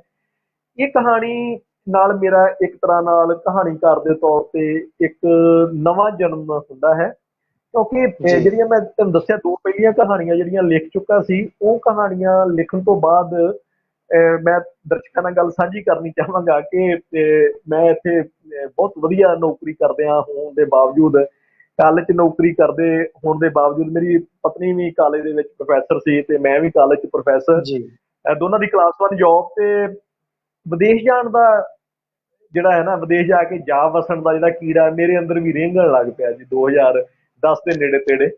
ਤੇ ਅਸੀਂ 2000 ਮਤਲਬ 11 ਦੇ ਵਿੱਚ ਉੱਥੇ ਚਲੇ ਜਾਂਦੇ ਹਾਂ ਕੈਨੇਡਾ, ਪੱਕੀ ਸਾਡੀ PR ਦੇ ਤੌਰ ਤੇ। ਲੇਕਿਨ ਮੈਂ ਉੱਥੇ ਜਦੋਂ ਰਹਿੰਦਾ ਤਾਂ ਥੋੜੀ ਦੇਰ ਬਾਅਦ ਵੈਸੇ ਉਹ ਮੈਨੂੰ ਅਨੁਭਵ ਹੋਣ ਲੱਗ ਪੈਂਦਾ ਕਿ ਬਹੁਤ ਵਧੀਆ ਮੁਲਕ ਹੈ, ਬੜਾ ਵਧੀਆ ਹੈ, ਬੜੇ ਤਰ੍ਹਾਂ ਦੀ ਇੱਥੇ ਜ਼ਿੰਦਗੀ ਦੀਆਂ ਸਹੂਲਤਾਂ ਨੇ, ਪਰ ਮੇਰੇ ਲਈ ਨਹੀਂ ਇਹ ਬਣਿਆ ਹੋਇਆ ਦੇਸ਼। ਆਪਣਾ ਜਿਸ ਕਿਸਮ ਦੀ ਮੈਂ ਨੌਕਰੀ ਕਰ ਰਿਹਾ ਸੀ, ਮੈਨੂੰ ਲੱਗਾ ਕਿ ਮੇਰੀ ਥਾਂ ਇਹ ਨਹੀਂ ਹੈ, ਮੇਰੀ ਥਾਂ ਵਾਪਸ ਪੰਜਾਬ ਹੀ ਹੈ ਤੇ ਮੈਂ ਪੰਜਾਬ ਪਰਤ ਆਉਣਾ। ਲੇਕਿਨ ਪੰਜਾਬ ਪਰਤ ਕੇ ਵੀ ਇਹ ਗੱਲ ਨਿਬੜਦੀ ਨਹੀਂ ਹੈ। ਫਿਰ ਜਦੋਂ ਬੱਚੇ ਜਵਾਨ ਹੋ ਰਹੇ ਤੇ ਬੱਚਿਆਂ ਨੂੰ ਸੈੱਟ ਕਰਨ ਦਾ ਮਸਲਾ ਫਿਰ ਸਾਹਮਣੇ ਖੜਾ ਹੋ ਜਾਂਦਾ ਹੈ ਤੇ ਫਿਰ ਫੈਸਲਾ ਇੱਕ ਦਿਨ ਲਿਆ ਜਾਂਦਾ ਹੈ ਕਿ ਬੱਚਿਆਂ ਨੂੰ ਭੇਜ ਦਿੱਤਾ ਜਾਵੇ, ਉਹਨਾਂ ਦਾ ਮੌਕਾ ਖਰਾਬ ਨਾ ਕੀਤਾ ਜਾਵੇ। ਉਹ ਬੱਚੇ ਤਾਂ ਭੇਜ ਦਿੰਦੇ ਹਾਂ ਅਸੀਂ, ਪਰ ਅਸੀਂ ਆਪਣੇ ਅੰਦਰੋਂ ਇੱਕ ਖਲਾ ਨਾਲ ਭਰ ਜਾਂਦੇ ਹਾਂ, ਦੋਵੇਂ ਜੀ ਪਿੱਛੇ ਵੱਡਾ ਘਰ ਖਾਲਮ ਖਾਲੀ ਜਿਹਾ ਲੱਗਦਾ ਹੈ। ਤੇ ਉਸ ਖਾਲੀਪਣ ਦੇ ਵਿੱਚ ਜਿਹੜੀ ਇਹ ਫੁੱਲਾਂ ਦੀ ਫਸਲ ਕਹਾਣੀ ਹੈ, ਜਿਹੜੇ ਸਾਡੇ ਬੱਚੇ, ਨੌਜਵਾਨ ਬੱਚੇ, ਅੱਜ ਉਹ ਘਰ ਘਰ ਦੀ ਕਹਾਣੀ ਹੈ ਪੰਜਾਬ ਦੀ। ਸਾਡੇ ਜਵਾਨ ਹੋ ਰਹੀ ਪੀੜ੍ਹੀ ਜਿਹੜੀ ਹੈ, ਜਿਹੜੀ ਇੱਥੋਂ ਵਾਲੇ ਪੰਜਾਬ ਦੀ ਧਰਤੀ ਬਾਰੇ ਨਹੀਂ ਸੋਚਦੇ, ਜਿਨ੍ਹਾਂ ਦੀਆਂ ਅੱਖਾਂ ਦੇ ਵਿੱਚ, ਜਿਨ੍ਹਾਂ ਦੇ ਦਿਲ ਦੇ ਵਿੱਚ ਕੈਨੇਡਾ, ਅਮਰੀਕਾ, ਆਸਟ੍ਰੇਲੀਆ, UK ਇਹ ਟਿਕੇ ਹੋਏ ਨੇ। ਕਿਤੇ ਉਹਨਾਂ ਦੇ ਸੁਪਨਿਆਂ ਦੀ ਧਰਤੀ ਉਹ ਬਣ ਗਈ ਹੈ। ਤੇ ਉਹ ਜਿਹੜੀ ਸਾਰੀ ਟੁੱਟ ਭੱਜ ਸੀ ਆਪਦੇ ਨਿੱਜ ਤੇ ਆਸੇ ਪਾਸੇ, ਜੋ ਜ਼ਿੰਦਗੀ ਪੰਜਾਬ ਦੇ ਧਰਤ ਤੇ ਖੌਰੂ ਪਾ ਰਹੀ ਸੀ, ਉਹ ਸਾਰੇ ਕੁਝ ਦੇ ਵਿੱਚੋਂ ਇਹ ਕਹਾਣੀ ਉਸਰਨੀ ਸ਼ੁਰੂ ਹੋ ਜਾਂਦੀ ਹੈ ਤੇ ਉਹ ਫੁੱਲਾਂ ਦੀ ਫਸਲ ਕਹਾਣੀ ਲਿਖੀ ਜਾਂਦੀ ਹੈ। ਜਿਵੇਂ ਮੈਂ ਪਹਿਲਾਂ ਦੱਸਿਆ, ਉਹ ਕਹਾਣੀ ਵੀ ਹੁਣ ਮੈਗਜ਼ੀਨ 'ਚ ਛਪਦੀ ਹੈ ਤੇ ਫਿਰ ਜਦੋਂ 2018 'ਚ ਛਪਦੀ ਹੈ ਤੇ ਉਸ ਕਹਾਣੀ ਦਾ ਐਡਾ ਜ਼ਿਆਦਾ ਚਰਚਾ ਹੁੰਦਾ ਹੈ ਸਾਹਿਤਕ ਹਲਕਿਆਂ ਦੇ ਵਿੱਚ, ਸੋਸ਼ਲ ਮੀਡੀਆ ਦੇ ਵਿੱਚ, ਦੇਸ਼ ਵਿਦੇਸ਼ ਦੇ ਵਿੱਚ, ਕਿ ਮੇਰੀ ਜਿਹੜੀ ਪਹਿਚਾਣ ਹੈ ਉਹ ਫੁੱਲਾਂ ਦੀ ਫਸਲ ਵਾਲਾ ਸੁਖਪਾਲ ਸਿੰਘ ਦੇ ਤੌਰ ਤੇ ਹੋਣ ਲੱਗ ਪੈਂਦੀ ਹੈ। ਤੇ ਉਸ ਤੋਂ ਬਾਅਦ ਉਹ ਬਣ ਜਾਂਦੀ ਹੈ ਜੀ ਉਹ ਪਛਾਣ। ਤੇ ਉਸ ਤੋਂ ਬਾਅਦ ਫਿਰ ਉਸ ਸਾਲ ਦੀ ਬਿਹਤਰੀਨ ਕਹਾਣੀ ਵੀ ਬਣਦੀ ਹੈ, ਉਹਨੂੰ ਉਸ ਤਰ੍ਹਾਂ ਪੁਸਤਕ 'ਚ ਵੀ ਛਪਣ ਦਾ ਮਤਲਬ ਮਾਣ ਹਾਸਲ ਹੁੰਦਾ ਹੈ। ਤੇ ਉਸ ਤੋਂ ਬਾਅਦ ਫਿਰ ਮੇਰੀਆਂ ਦੋ ਕਹਾਣੀਆਂ ਹੋਰ ਛਪਦੀਆਂ ਨੇ। ਇੱਕ ਕਹਾਣੀ ਕਾਲਖ ਕੋਠੜੀ, ਜੋ ਪਿਛਲੇ ਸਮੇਂ 'ਚ ਪੰਜਾਬ ਦੇ ਵਿੱਚ ਇੱਕ ਆਪ ਦੀ ਮੂਵਮੈਂਟ ਚੱਲਦੀ ਹੈ ਜੀ ਪੰਜਾਬ 'ਚ, ਇੱਕ ਨਵੀਂ ਕ੍ਰਾਂਤੀ ਦੇ ਤੌਰ ਤੇ ਆਪ ਦੀ ਜਿਹੜੀ ਮੂਵਮੈਂਟ ਹੈ ਪਾਰਟੀ ਨੂੰ ਦੇਖਿਆ ਗਿਆ। ਲੇਕਿਨ ਇਨਕਲਾਬ ਆਉਂਦਾ ਹੈ ਤੇ ਕਿਤੇ ਨਾ ਕਿਤੇ ਉਹਨਾਂ ਆਸਾਂ ਤੇ ਪੂਰਾ ਨਹੀਂ ਉਤਰ ਪਾਉਂਦਾ ਜਿਹੜੇ ਪੰਜਾਬ ਦੇ ਲੋਕ ਦੇਖਦੇ ਨੇ। ਔਰ ਪੰਜਾਬ ਨਾਲੋਂ ਵੀ ਬਾਹਰ ਜਿਹੜੇ ਵਿਦੇਸ਼ਾਂ 'ਚ ਬੈਠੇ ਸਾਡੇ ਪ੍ਰਦੇਸੀ ਪੰਜਾਬੀ ਜਿਹੜੇ ਨੇ, ਉਹ ਦੇਖਦੇ ਨੇ ਜਿਸ ਕਿਸਮ ਨਾਲ ਵੀ ਇੱਥੇ ਕੁਝ ਚੰਗਾ ਵਾਪਰੇ, ਪਰ ਸੁਪਨੇ ਖੰਡਿਤ ਹੋ ਜਾਂਦੇ ਹੌਲੀ ਹੌਲੀ ਲੋਕਾਂ ਦੇ। ਤਾਂ ਉਸ ਟੁੱਟ ਭੱਜ ਚੋਂ ਉਹ ਕਾਲਖ ਕੋਠੜੀ ਕਹਾਣੀ ਨਿਕਲਦੀ ਹੈ ਤੇ ਫਿਰ ਅਗਲੇ ਸਾਲ ਸਾਂਝਾਂ ਦੀ ਸ਼ਤਰੰਜ, ਤੇ ਉਹ ਸਾਰਾ ਕੁਝ ਰਲ ਕੇ ਫਿਰ ਇਸ ਪੁਸਤਕ ਦੀ ਜਿਹੜੀ ਸਿਰਜਣਾ ਹੁੰਦੀ ਹੈ ਫੁੱਲਾਂ ਦੀ ਫਸਲ, ਤੇ ਜਿਹੜੀ 2020 ਦੇ ਵਿੱਚ ਛਪਦੀ ਹੈ ਤੇ ਜਿਸ ਨੂੰ ਮੈਂ, ਤੁਸੀਂ ਜਿਵੇਂ ਦੱਸਿਆ, ਦਲਗੀਰ ਚੇਤਨ ਯਾਦਗਾਰੀ ਕਥਾ ਪੁਰਸਕਾਰ ਸਾਲ ਦੀ ਬਿਹਤਰੀਨ ਪੁਸਤਕ ਦੇ ਤੌਰ ਤੇ ਮਿਲਦਾ ਹੈ। ਤੇ ਫਿਰ ਅੱਜ ਕੱਲ੍ਹ ਇਹ ਕਿਤਾਬ ਖਾਸੀ ਚਰਚਾ ਹੈ। ਸੁਖਪਾਲ ਸਿੰਘ ਜੀ, ਗੱਲਾਂ ਤੁਹਾਡੇ ਨਾਲ ਬਹੁਤ ਕਰਨੀਆਂ, ਪਰ ਉਧਰੋਂ ਟਾਈਮ ਦੀ ਵੀ ਪਾਬੰਦੀ ਹੋ ਜਾਂਦੀ ਹੈ, ਪਰ ਕਰੀਏ ਕਿਆ। ਲੇਕਿਨ ਮੈਂ ਫਿਰ ਵੀ ਚਾਹੂੰਗਾ ਕਿ ਤੁਸੀਂ ਥੋੜੇ ਜਿਹੇ ਸਮੇਂ ਵਿੱਚ ਨਾ, ਸੰਖੇਪ ਵਿੱਚ ਹੀ, ਬਹੁਤ ਜਲਦੀ ਤੁਸੀਂ ਸਾਨੂੰ ਇਹ ਦੱਸੋ ਵੀ ਜਿਹੜਾ ਕਹਾਣੀ ਦਾ ਆਰੰਭ ਹੋਇਆ ਸੀ, ਕਿਉਂਕਿ ਇੱਕ ਸਵਾਲ ਮੈਂ ਤੁਹਾਨੂੰ ਪਹਿਲਾਂ ਪੁੱਛਣਾ ਸੀ ਪਰ ਨਹੀਂ ਪੁੱਛ ਸਕਿਆ, ਕਹਾਣੀ ਦੀ ਸ਼ੁਰੂਆਤ ਕਿੱਥੋਂ ਹੋਈ ਸੀ? ਕਿਉਂਕਿ ਪਤਾ ਮੈਨੂੰ ਕਿ ਸੁਗੜ ਕੌਰ ਜਿਹੜੀ ਸੀ ਉਹ ਪਹਿਲੀ ਕਹਾਣੀ ਸੀਗੀ, ਲੇਕਿਨ ਅਸਲੀ ਕਹਾਣੀ ਦੀ ਸ਼ੁਰੂਆਤ ਕਿੱਥੋਂ ਹੋਈ ਸੀ? ਮੈਂ ਚਾਹਾਂਗਾ ਕਿ ਬਹੁਤ ਹੀ ਘੱਟ ਸਮੇਂ ਵਿੱਚ ਤੁਸੀਂ ਇਹਨੂੰ ਸਾਨੂੰ ਜ਼ਰੂਰ ਦੱਸੋ, ਸਾਡੇ ਦਰਸ਼ਕਾਂ ਨੂੰ।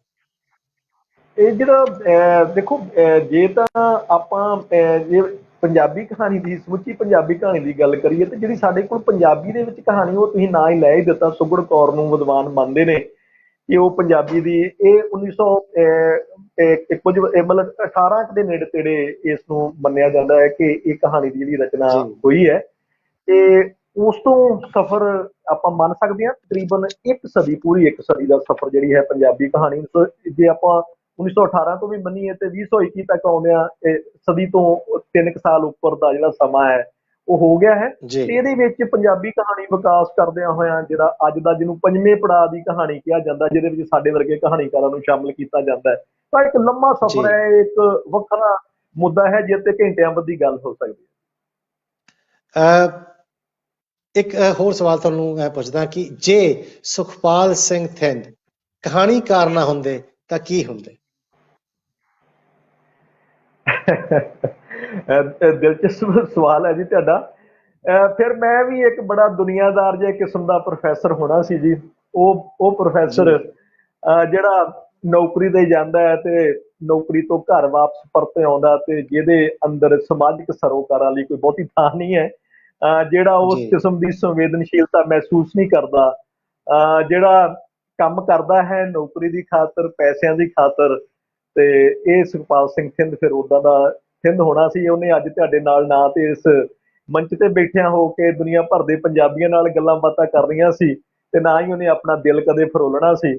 ਉਹਨੇ ਜੇ ਕੋਈ ਗੱਲ ਵੀ ਕਰਨੀ ਸੀ ਤੇ ਆਪਣੇ ਆਪ ਨਾਲ ਹੀ ਕਰਿਆ ਕਰਨੀ ਸੀ। ਇਹ ਜੀ ਅੰਤਰ, ਵੱਡਾ ਅੰਤਰ ਹੋਣਾ ਸੀ। ਇਹ ਸੁਖਪਾਲ ਸਿੰਘ ਥਿੰਦ ਜਿਹੜਾ ਕਹਾਣੀਕਾਰ ਹੈ, ਦੁਨੀਆ ਭਰ ਦੀਆਂ ਗੱਲਾਂ ਤੇ ਆਪਣੇ ਦਿਲ ਦੀਆਂ ਗੱਲਾਂ ਦੁਨੀਆ ਨਾਲ ਸਾਂਝੀਆਂ ਕਰਦਾ ਹੈ, ਤੇ ਦੁਨੀਆ ਨੂੰ ਹੋਰ ਖੂਬਸੂਰਤ ਬਣਾਉਣ ਦੇ ਸੁਪਨੇ ਲੈਂਦਾ ਹੈ। ਜੇ ਇਹ ਕਹਾਣੀਕਾਰ ਨਾ ਹੁੰਦਾ ਤੇ ਸ਼ਾਇਦ ਇਹ ਸਾਰਾ ਕੁਝ ਨਹੀਂ ਸੀ ਹੋ ਸਕਦਾ। ਕਿਆ ਬਾਤ ਹੈ ਸੁਖਪਾਲ ਸਿੰਘ ਜੀ। ਇੱਕ ਕਾਲ ਹੋਰ ਆ ਗਈ, ਆਪਾਂ ਆਖਰੀ ਕਾਲ ਲੈ ਲਈਏ, ਫਿਰ ਉਸ ਤੋਂ ਬਾਅਦ ਤੁਹਾਡੇ ਨਾਲ ਗੱਲ ਕਰਦੇ ਹਾਂ, ਕਿਉਂਕਿ ਸਾਡੇ ਕੋਲ ਸਮਾਂ ਬਹੁਤ ਥੋੜਾ ਰਹਿ ਗਿਆ। ਹਾਂਜੀ, ਸਤਿ ਸ਼੍ਰੀ ਅਕਾਲ ਜੀ। ਸਤਿ ਸ਼੍ਰੀ ਅਕਾਲ ਜੀ, ਕੌਣ ਭਾਜੀ ਬੋਲਦੇ ਜੀ? ਮੈਂ ਬਿੰਦਰ ਕੋਲੀਆਂ ਵਾਲਾ ਇਟਲੀ ਤੋਂ ਬੋਲਦਾ ਜੀ। ਜੀ ਬਿੰਦਰ ਕੋਲੀਆਂ ਜੀ, ਜੀ ਆਇਆਂ ਨੂੰ। ਕੀ ਹਾਲ ਹੈ? ਵਧੀਆ ਜੀ ਵਧੀਆ। ਤੁਹਾਡੇ ਮਿੱਤਰ ਪਿਆਰੇ ਸਾਡੇ ਨਾਲ ਅੱਜ ਸ਼ੋਅ ਵਿੱਚ ਨੇ, ਸੁਖਪਾਲ ਸਿੰਘ ਥਿੰਦ ਜੀ। ਤੁਸੀਂ ਵੀ ਉਹਨਾਂ ਨਾਲ ਫਤਿਹ ਦੀ ਸਾਂਝ ਪਾ ਲਓ।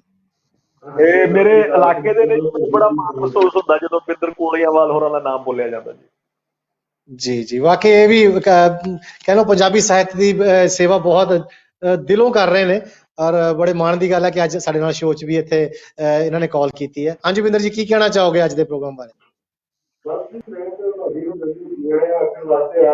ਜੀ ਦੂਜਾ ਮੈਂ ਜ਼ਰੂਰ ਕਹੂੰਗਾ ਕਿ ਜਦੋਂ ਇਹ ਜਿਹੀ ਮੁਲਾਕਾਤਾਂ ਹੁੰਦੀਆਂ ਤਾਂ ਤੁਸੀਂ ਰਚਨਾਵਾਂ ਵਾਲਾ ਜਿਹੜਾ ਨਾ ਉਹ ਸਿਲਸਿਲਾ ਪ੍ਰਾਪਤ ਕਰਦੇ ਹੋ। ਅੱਛਾ ਜੀ, ਵਾਕਈ ਸਿੱਖਣ ਨੂੰ ਬਹੁਤ ਕੁਝ ਮਿਲਦਾ, ਜਦੋਂ ਪਹਿਲਾਂ ਜੀ ਵਾਕਈ।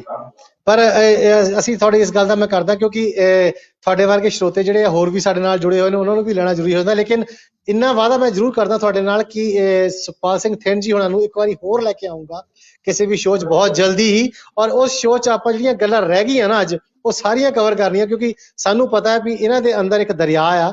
ਅਸੀਂ ਉਹ ਦਰਿਆ 'ਚ ਜੋ ਵੀ ਮੋਤੀ ਹੈ ਨਾ, ਉਹ ਚੁਗਣੇ ਆ ਉਹ ਇਹਨਾਂ ਦੇ ਵਿੱਚੋਂ। ਸੋ ਉਹ ਜ਼ਰੂਰ ਚੁਗਾਂਗੇ। ਹਾਂਜੀ ਜੀ ਜੀ ਜੀ ਜੀ ਜੀ। ਪਰ ਉਹ ਵੀ ਕਹਿੰਦੇ ਹੁੰਦੇ ਸਾਡੇ ਪਰਿਵਾਰ ਦੇ ਮੈਂਬਰ ਆ, ਉਹਨਾਂ ਨੂੰ ਵੀ ਸੁਣਨਾ ਜ਼ਰੂਰੀ ਹੈ। ਲੇਕਿਨ ਜਿਸ ਤਰ੍ਹਾਂ ਮੈਂ ਜ਼ਿਕਰ ਕੀਤਾ ਵੀ ਜ਼ਰੂਰ ਇਹਨਾਂ ਨੂੰ ਤੇ ਜ਼ਰੂਰ ਇਹਨਾਂ ਨੂੰ ਅਗਲੀ ਵਾਰੀ ਇੰਨੀ ਹਾਜ਼ਰੀ ਹਾਂਜੀ ਜ਼ਰੂਰ ਜੀ ਜ਼ਰੂਰ। ਜੀ ਹਾਂ, ਇੰਨੀ ਹਾਜ਼ਰੀ ਪ੍ਰਵਾਨ ਕਰਨੀ ਜੀ। ਥੈਂਕ ਯੂ ਬਿੰਦਰ ਜੀ। ਓਕੇ, ਸਤਿ ਸ਼੍ਰੀ ਅਕਾਲ। ਥੈਂਕ ਯੂ, ਸਤਿ ਸ਼੍ਰੀ ਅਕਾਲ। ਹਾਂਜੀ ਸੁਖਪਾਲ ਜੀ, ਇੱਕ ਹੋਰ ਸਵਾਲ। ਨਵੇਂ ਤੇ ਨੌਜਵਾਨ ਜਿਹੜੇ ਸਾਡੇ ਰਾਈਟਰ ਵੀਰ ਨੇ, ਜੇ ਕਹਾਣੀਕਾਰ ਬਣਨਾ ਚਾਹੁੰਦੇ ਆ, ਉਹਨਾਂ ਨੂੰ ਤੁਸੀਂ ਕੀ ਕਹਿਣਾ ਚਾਹੋਗੇ? ਕੀ ਕਰਨਾ ਚਾਹੀਦਾ ਉਹਨਾਂ ਨੂੰ ਕਹਾਣੀਕਾਰ ਬਣਨ ਲਈ? ਦੇਖੋ, ਜਿਹੜਾ ਲੇਖਣੀ ਦਾ ਮਾਰਗ ਹੈ ਨਾ, ਇਹ ਮਤਲਬ ਸੱਚੀ ਮੁੱਚੀ ਤਲਵਾਰ ਦੀ ਧਾਰ ਤੇ ਤੁਰਨ ਵਾਲਾ ਖੇਤਰ ਹੈ। ਇਸ ਕਰਕੇ ਜਿਵੇਂ ਜਦੋਂ ਉਹ ਕਵਿਤਾ ਦੇ ਵਿੱਚ ਵੀ ਕਲਮ ਉਦੋਂ ਹੀ ਕਵਿਤਾ ਬਣਦੀ ਹੈ ਜਦੋਂ ਉਹ ਆਪਣਾ ਸਿਰ ਕਲਮ ਕਰਾਉਂਦੀ ਹੈ। ਸੱਚੀ ਮੁੱਚੀ ਜੇ ਤੁਸੀਂ ਸੱਚੇ ਲੇਖਕ ਬਣਨਾ ਚਾਹੁੰਦੇ ਹੋ ਨਾ, ਤਾਂ ਫਿਰ ਤੁਸੀਂ ਸੱਚ ਤੇ ਪਹਿਰਾ ਦੇਣਾ ਹੁੰਦਾ ਹੈ। ਇੰਨਾ ਕੁਝ ਤੁਹਾਡੇ ਆਸੇ ਪਾਸੇ ਗਲਤ ਵਾਪਰ ਰਿਹਾ ਹੁੰਦਾ ਹੈ, ਉਸ ਗਲਤ ਤੇ ਉਂਗਲ ਧਰਨੀ ਸੌਖਾ ਕੰਮ ਨਹੀਂ ਹੈ, ਬਹੁਤ ਚੁਣੌਤੀ ਭਰਿਆ ਕੰਮ ਹੈ। ਇਸ ਗੱਲ ਨੂੰ ਐਵੇਂ ਨਾ ਸਮਝ ਲਓ ਕਿ ਇਹ ਕੋਈ ਮਸ਼ਹੂਰੀ ਦਾ ਖੇਤਰ ਹੈ, ਇਹਦੇ ਵਿੱਚ ਬੜੀ ਬੱਲੇ ਬੱਲੇ ਹੋ ਜਾਂਦੀ ਹੈ। ਨਹੀਂ ਨਹੀਂ, ਇਸ ਤਰ੍ਹਾਂ ਦਾ ਖੇਤਰ ਨਹੀਂ ਹੈ। ਇਹ ਬਹੁਤ ਹੀ ਗੰਭੀਰਤਾ ਵਾਲਾ ਖੇਤਰ, ਬਹੁਤ ਹੀ ਜ਼ਿਆਦਾ ਜ਼ਿੰਮੇਵਾਰੀ ਵਾਲਾ ਖੇਤਰ, ਔਰ ਔਖ ਭਰਿਆ ਖੇਤਰ ਇਸ ਕਰਕੇ ਹੈ ਕਿ ਤੁਸੀਂ ਸਮਾਜ ਵਿੱਚ ਜੋ ਗਲਤ ਵਾਪਰ ਰਿਹਾ ਹੈ, ਈਵਨ ਤੁਹਾਡੇ ਜੀ ਨਾਲ ਰਹਿਣ ਵਾਲੇ ਲੋਕ ਵੀ ਗਲਤ ਕਰਦੇ ਨੇ, ਤੁਸੀਂ ਉਸ ਤੇ ਉਂਗਲ ਧਰਨੀ ਹੈ, ਪਰ ਉਂਗਲ ਤਾਂ ਧਰ ਸਕੋਗੇ ਨਾ ਜੇ ਤੁਸੀਂ ਜੀ ਖੁਦ ਇੰਨੇ ਮਜ਼ਬੂਤ ਹੋਵੋਗੇ ਕਿ ਤੁਹਾਡੀ ਰੱਖੀ ਗਈ ਉਂਗਲ ਜਿਹੜੀ ਹੈ ਉਹਦਾ ਕੋਈ ਅਸਰ ਹੋਵੇ। ਇਸ ਕਰਕੇ ਜੀ ਪਹਿਲੋਂ ਆਪ ਬਹੁਤ ਵੱਡੇ ਬੰਦੇ ਬਣਨਾ, ਆਪਣੇ ਅੰਦਰ ਉਹ ਸਾਰਾ ਕੁਝ ਲੈ ਕੇ ਆਉਣਾ, ਇਹ ਇੱਕ ਬੁਨਿਆਦੀ ਸ਼ਰਤ ਹੈ ਲੇਖਣੀ ਵਾਸਤੇ। ਉਸ ਤੋਂ ਬਾਅਦ ਤੁਸੀਂ ਜੀ ਕਵੀ ਬਣਦੇ ਹੋ, ਕਹਾਣੀਕਾਰ ਬਣਦੇ ਹੋ, ਉਹ ਅਗਲੀ ਗੱਲ ਹੈ। ਤੇ ਜੇ ਕਹਾਣੀਕਾਰ ਉਹ ਬਣਨਾ ਵੱਖਰੀ ਹੈ ਗੱਲ ਹੈ ਜਾਂ ਜੀ। ਕਵੀ ਬਣਨਾ ਹੈ, ਉਹਦੇ ਲਈ ਮੈਂ ਅਗਲੀ ਗੱਲ ਜਿਹੜੀ ਕਹਿਣਾ ਚਾਹਾਂਗਾ, ਨੌਜਵਾਨ ਜਿਹੜੇ ਇਸ ਖੇਤਰ ਲਈ ਮਤਲਬ ਆਉਣਾ ਚਾਹੁੰਦੇ ਨੇ ਨੌਜਵਾਨ, ਜੀ ਵਧੀਆ ਲਿਖਿਆ ਪੜ੍ਹਨਾ ਬਹੁਤ ਜ਼ਰੂਰੀ ਹੈ। ਜਿਹੜੀ ਅੱਜ ਕੱਲ੍ਹ ਮੈਂ ਕਮੀ ਮਹਿਸੂਸ ਕਰਦਾ ਸੋਸ਼ਲ ਮੀਡੀਆ ਦੇ ਯੁੱਗ ਦੇ ਵਿੱਚ, ਅੱਜ ਕੱਲ੍ਹ ਹਰ ਇੱਕ ਨੂੰ ਨਾ ਬਹੁਤ ਜਲਦੀ ਛਾਉਣ ਦੀ ਤਮੰਨਾ ਹੈ, ਨੌਜਵਾਨਾਂ 'ਚ ਵਿਸ਼ੇਸ਼ ਜੀ ਤੌਰ ਜੀ ਤੇ। ਬਿਨਾਂ ਪਰਪੱਕਤਾ ਹਾਸਲ ਕੀਤਿਆਂ, ਬਹੁਤ ਚੰਗੀ ਤਰ੍ਹਾਂ ਪੜ੍ਹਿਆ, ਚੰਗਾ ਦੁਨੀਆ ਦਾ ਲਿਟਰੇਚਰ ਪੜ੍ਹਿਆ, ਦੁਨੀਆ ਦਾ ਤੇ ਕੀ ਆਪਣਾ ਵੀ ਘੱਟੋ ਘੱਟ ਪੰਜਾਬੀਆਂ ਦਾ ਵਧੀਆ ਜਿਹੜੇ ਪੁਖਤਾ ਲੇਖਕ ਨੇ ਉਹਨਾਂ ਦਾ ਲਿਖਿਆ ਪੜ੍ਹਨ ਤੋਂ ਬਗੈਰ ਜਦੋਂ ਆਪਣਾ ਸਫ਼ਰ ਸ਼ੁਰੂ ਕਰ ਲੈਂਦੇ ਨੇ, ਤਾਂ ਫਿਰ ਉਹ ਸਫ਼ਰ ਜਿਹੜਾ ਹੈ ਉਹ ਕਿਤੇ ਨਾ ਕਿਤੇ ਉਹਨਾਂ ਪਗਡੰਡੀਆਂ ਵੱਲ ਤੁਰ ਪੈਂਦਾ ਹੈ ਜਿਹੜੀਆਂ ਉਹਨਾਂ ਨੂੰ ਕਿਤੇ ਬਹੁਤਾ ਅੱਗੇ ਨਹੀਂ ਲਿਜਾ ਪਾਉਂਦੀਆਂ, ਜਿਹਦੇ ਵਿੱਚ ਸੇਧ ਗਵਾਚਣ ਦੇ ਵੀ ਬਹੁਤ ਸਾਰੇ ਇਮਕਾਨ ਬਣੇ ਰਹਿੰਦੇ ਨੇ। ਇਸ ਕਰਕੇ ਚੰਗਾ ਪੜ੍ਹਨਾ, ਗੁਣਨਾ, ਉਹਨੂੰ ਅੰਦਰ ਵਸਾਉਣਾ, ਆਪ ਖੂਬਸੂਰਤ ਇਨਸਾਨ ਬਣਨਾ, ਉਸ ਤੋਂ ਬਾਅਦ ਲੇਖਣੀ ਵੱਲ ਤੁਰਨਾ, ਇਹ ਸੱਚੀ ਮੁੱਚੀ ਧਾਰ ਤੇ ਤੁਰਨ ਵਾਲਾ ਕੰਮ ਹੈ। ਪਰ ਜਿਹੜੇ ਵਾਕਈ ਤੁਰਦੇ ਨੇ ਉਹਨਾਂ ਨੂੰ ਲੋਕ ਫਿਰ ਯਾਦ ਕਰਦੇ ਨੇ, ਆਪਣੀਆਂ ਅੱਖਾਂ ਤੇ ਬਿਠਾਉਂਦੇ ਨੇ। ਜੀ ਬਹੁਤ ਬਹੁਤ ਵਧੀਆ ਤਰੀਕੇ ਨਾਲ ਤੁਸੀਂ ਇਹ ਦੱਸਿਆ ਵੀ ਨੌਜਵਾਨ ਜਿਹੜੇ ਸਾਡੇ ਰਾਈਟਰ ਵੀਰ ਨੇ ਜਾਂ ਬਣਨਾ ਚਾਹੁੰਦੇ ਨੇ ਉਹਨਾਂ ਨੂੰ ਕੀ ਕਰਨਾ ਚਾਹੀਦਾ ਹੈ, ਤੇ ਉਮੀਦ ਕਰਦੇ ਹਾਂ ਕਿ ਉਹ ਤੁਹਾਡੀ ਗੱਲ ਤੇ ਜ਼ਰੂਰ ਚੱਲਣਗੇ ਔਰ ਵਧੀਆ ਲਿਖਣਗੇ ਤੇ ਸੱਚ ਦੇ ਪਹਿਰੇਦਾਰ ਹੋਣਗੇ। ਸੁਖਪਾਲ ਸਿੰਘ ਜੀ, ਤੁਹਾਡਾ ਬਹੁਤ ਅਸੀਂ ਧੰਨਵਾਦ ਕਰਦੇ ਹਾਂ, ਤਹਿ ਦਿਲੋਂ ਸ਼ੁਕਰਗੁਜ਼ਾਰ ਹਾਂ ਕਿ ਤੁਸੀਂ ਸਾਡੇ ਇਸ ਪ੍ਰੋਗਰਾਮ ਵਿੱਚ ਸ਼ਮੂਲੀਅਤ ਕੀਤੀ ਹੈ ਔਰ ਵਧੀਆ ਗੱਲਾਂ ਕੀਤੀਆਂ। ਇੱਕ ਕਹਾਣੀਕਾਰ ਦੇ ਰੂਪ ਵਿੱਚ ਤੁਹਾਨੂੰ ਜਾਣਿਆ ਜਾਂਦਾ, ਤੇ ਇਸ ਵਾਅਦੇ ਨਾਲ ਤੁਹਾਨੂੰ ਫਿਰ ਮੈਂ ਇੱਕ ਵਾਰੀ ਅਲਵਿਦਾ ਕਹਿਣ ਨੂੰ ਦਿਲ ਤਾਂ ਨਹੀਂ ਕਰਦਾ, ਪਰ ਕਹਿਣਾ ਪੈਣਾ ਆ। ਲੇਕਿਨ ਅਗਲੀ ਵਾਰੀ ਇੱਕ ਵਾਰ ਤੁਹਾਨੂੰ ਹੋਰ ਦਰਸ਼ਕਾਂ ਦੇ ਰੂਬਰੂ ਕਰਾਊਂਗਾ, ਔਰ ਜਿਸ ਤਰ੍ਹਾਂ ਮੈਂ ਜ਼ਿਕਰ ਕੀਤਾ ਕਿ ਤੁਸੀਂ ਇੱਕ ਦਰਿਆ ਹੋ, ਅਸੀਂ ਉਹ 'ਚ ਹਲੇ ਗੋਤਾ ਲਾਣਾ ਤੇ ਉਹ 'ਚੋਂ ਮੋਤੀ ਹਲੇ ਕੱਢਣੇ ਆ, ਅਸੀਂ ਉਹ ਮੋਤੀ ਕੱਢਣੇ ਆ ਤੁਹਾਡੇ ਕੋਲੋਂ, ਤੇ ਜ਼ਰੂਰ ਉਹ ਗੱਲਾਂ ਬਾਤਾਂ ਇੱਕ ਵਾਰੀ ਫੇਰ ਕਰਾਂਗੇ। ਇਸ ਪ੍ਰੋਗਰਾਮ ਵਿੱਚ ਲੈ ਕੇ ਤੁਹਾਨੂੰ ਆਊਂਗਾ। ਪਰ ਵਾਕਈ ਪ੍ਰੋਗਰਾਮ 'ਚ ਤੁਸੀਂ ਆਏ ਹੋ, ਮੈਂ ਤਹਿ ਦਿਲੋਂ ਤੁਹਾਡਾ ਸ਼ੁਕਰਗੁਜ਼ਾਰ ਹਾਂ ਤੇ ਬਹੁਤ ਬਹੁਤ ਧੰਨਵਾਦ ਕਰਦਾ ਤੁਹਾਡਾ। ਥੈਂਕ ਯੂ ਜੀ। ਮੈਂ ਵੀ ਜੀ ਬਹੁਤ ਬਹੁਤ ਕੇ ਟੀਵੀ ਦੇ ਸਮੂਹ ਸਰੋਤਿਆਂ ਦਾ, ਦੁਨੀਆ ਭਰ 'ਚ ਸੁਣਨ ਜੀ ਵਾਲੇ ਦਰਸ਼ਕਾਂ ਦਾ ਬਹੁਤ ਹੀ ਇਸ ਗੱਲ ਲਈ ਧੰਨਵਾਦ ਕਰਦਾ। ਤੇ ਮੈਨੂੰ ਜਿਸ ਕਿਸਮ ਨਾਲ ਤੁਸੀਂ ਇਹ ਇੱਕ ਅੰਤਰਰਾਸ਼ਟਰੀ ਮੰਚ ਆਪਣੀ ਗੱਲ ਕਹਿਣ ਵਾਸਤੇ ਦਿੱਤਾ ਹੈ, ਉਸ ਲਈ ਤੁਹਾਡਾ ਵੀ ਬਹੁਤ ਬਹੁਤ ਧੰਨਵਾਦ। ਬਿਲਕੁਲ ਜੀ, ਜੇ ਜੀ ਮੁਲਾਕਾਤ ਦੁਬਾਰਾ ਹੋਏਗੀ ਤਾਂ ਖੁੱਲ੍ਹ ਕੇ ਹੋਰ ਗੱਲਾਂ ਕਰਾਂਗੇ ਜੀ। ਬਹੁਤ ਸ਼ੁਕਰੀਆ, ਮਿਹਰਬਾਨੀ। ਜ਼ਰੂਰ ਜੀ, ਥੈਂਕ ਯੂ ਜੀ, ਥੈਂਕ ਯੂ। ਸੋ ਪਿਆਰੇ ਦਰਸ਼ਕੋ, ਇਹ ਸੀ ਸਾਡੇ ਸੁਖਪਾਲ ਸਿੰਘ ਥਿੰਨ ਜੀ, ਇੰਡੀਆ ਤੋਂ ਸਾਡੇ ਨਾਲ ਜੁੜੇ ਸੀਗੇ, ਜੋ ਕਹਾਣੀਕਾਰ, ਸਫ਼ਰਨਾਮਾਕਾਰ ਤੇ ਆਲੋਚਕ ਨੇ ਦੇ ਰੂਪ 'ਚ ਇਹਨਾਂ ਨੂੰ ਜਾਣਿਆ ਜਾਂਦਾ ਹੈ ਪੰਜਾਬੀ ਸਾਹਿਤ ਵਿੱਚ। ਹੁਣ ਕਿਉਂਕਿ ਵੇਲਾ ਹੋ ਗਿਆ ਤਾਂ ਇਜਾਜ਼ਤ ਲੈਣ ਦਾ, ਲੇਕਿਨ ਇਸ ਵਾਅਦੇ ਨਾਲ ਕਿ ਅਗਲੇ ਹਫ਼ਤੇ ਇੱਕ ਵਾਰ ਫਿਰ ਕਿਸੇ ਵਧੀਆ ਸ਼ਖਸੀਅਤ ਨੂੰ ਲੈ ਕੇ ਤੁਹਾਡੇ ਰੂਬਰੂ ਹੋਊਂਗਾ। ਤਦ ਤੱਕ ਲਈ ਤੁਸੀਂ ਆਪਣਾ ਬਹੁਤ ਸਾਰਾ ਖਿਆਲ ਰੱਖਣਾ ਤੇ ਆਪਣੀਆਂ ਦੁਆਵਾਂ 'ਚ ਸਾਨੂੰ ਯਾਦ ਰੱਖਣਾ। ਰੱਬ ਰਾਖਾ।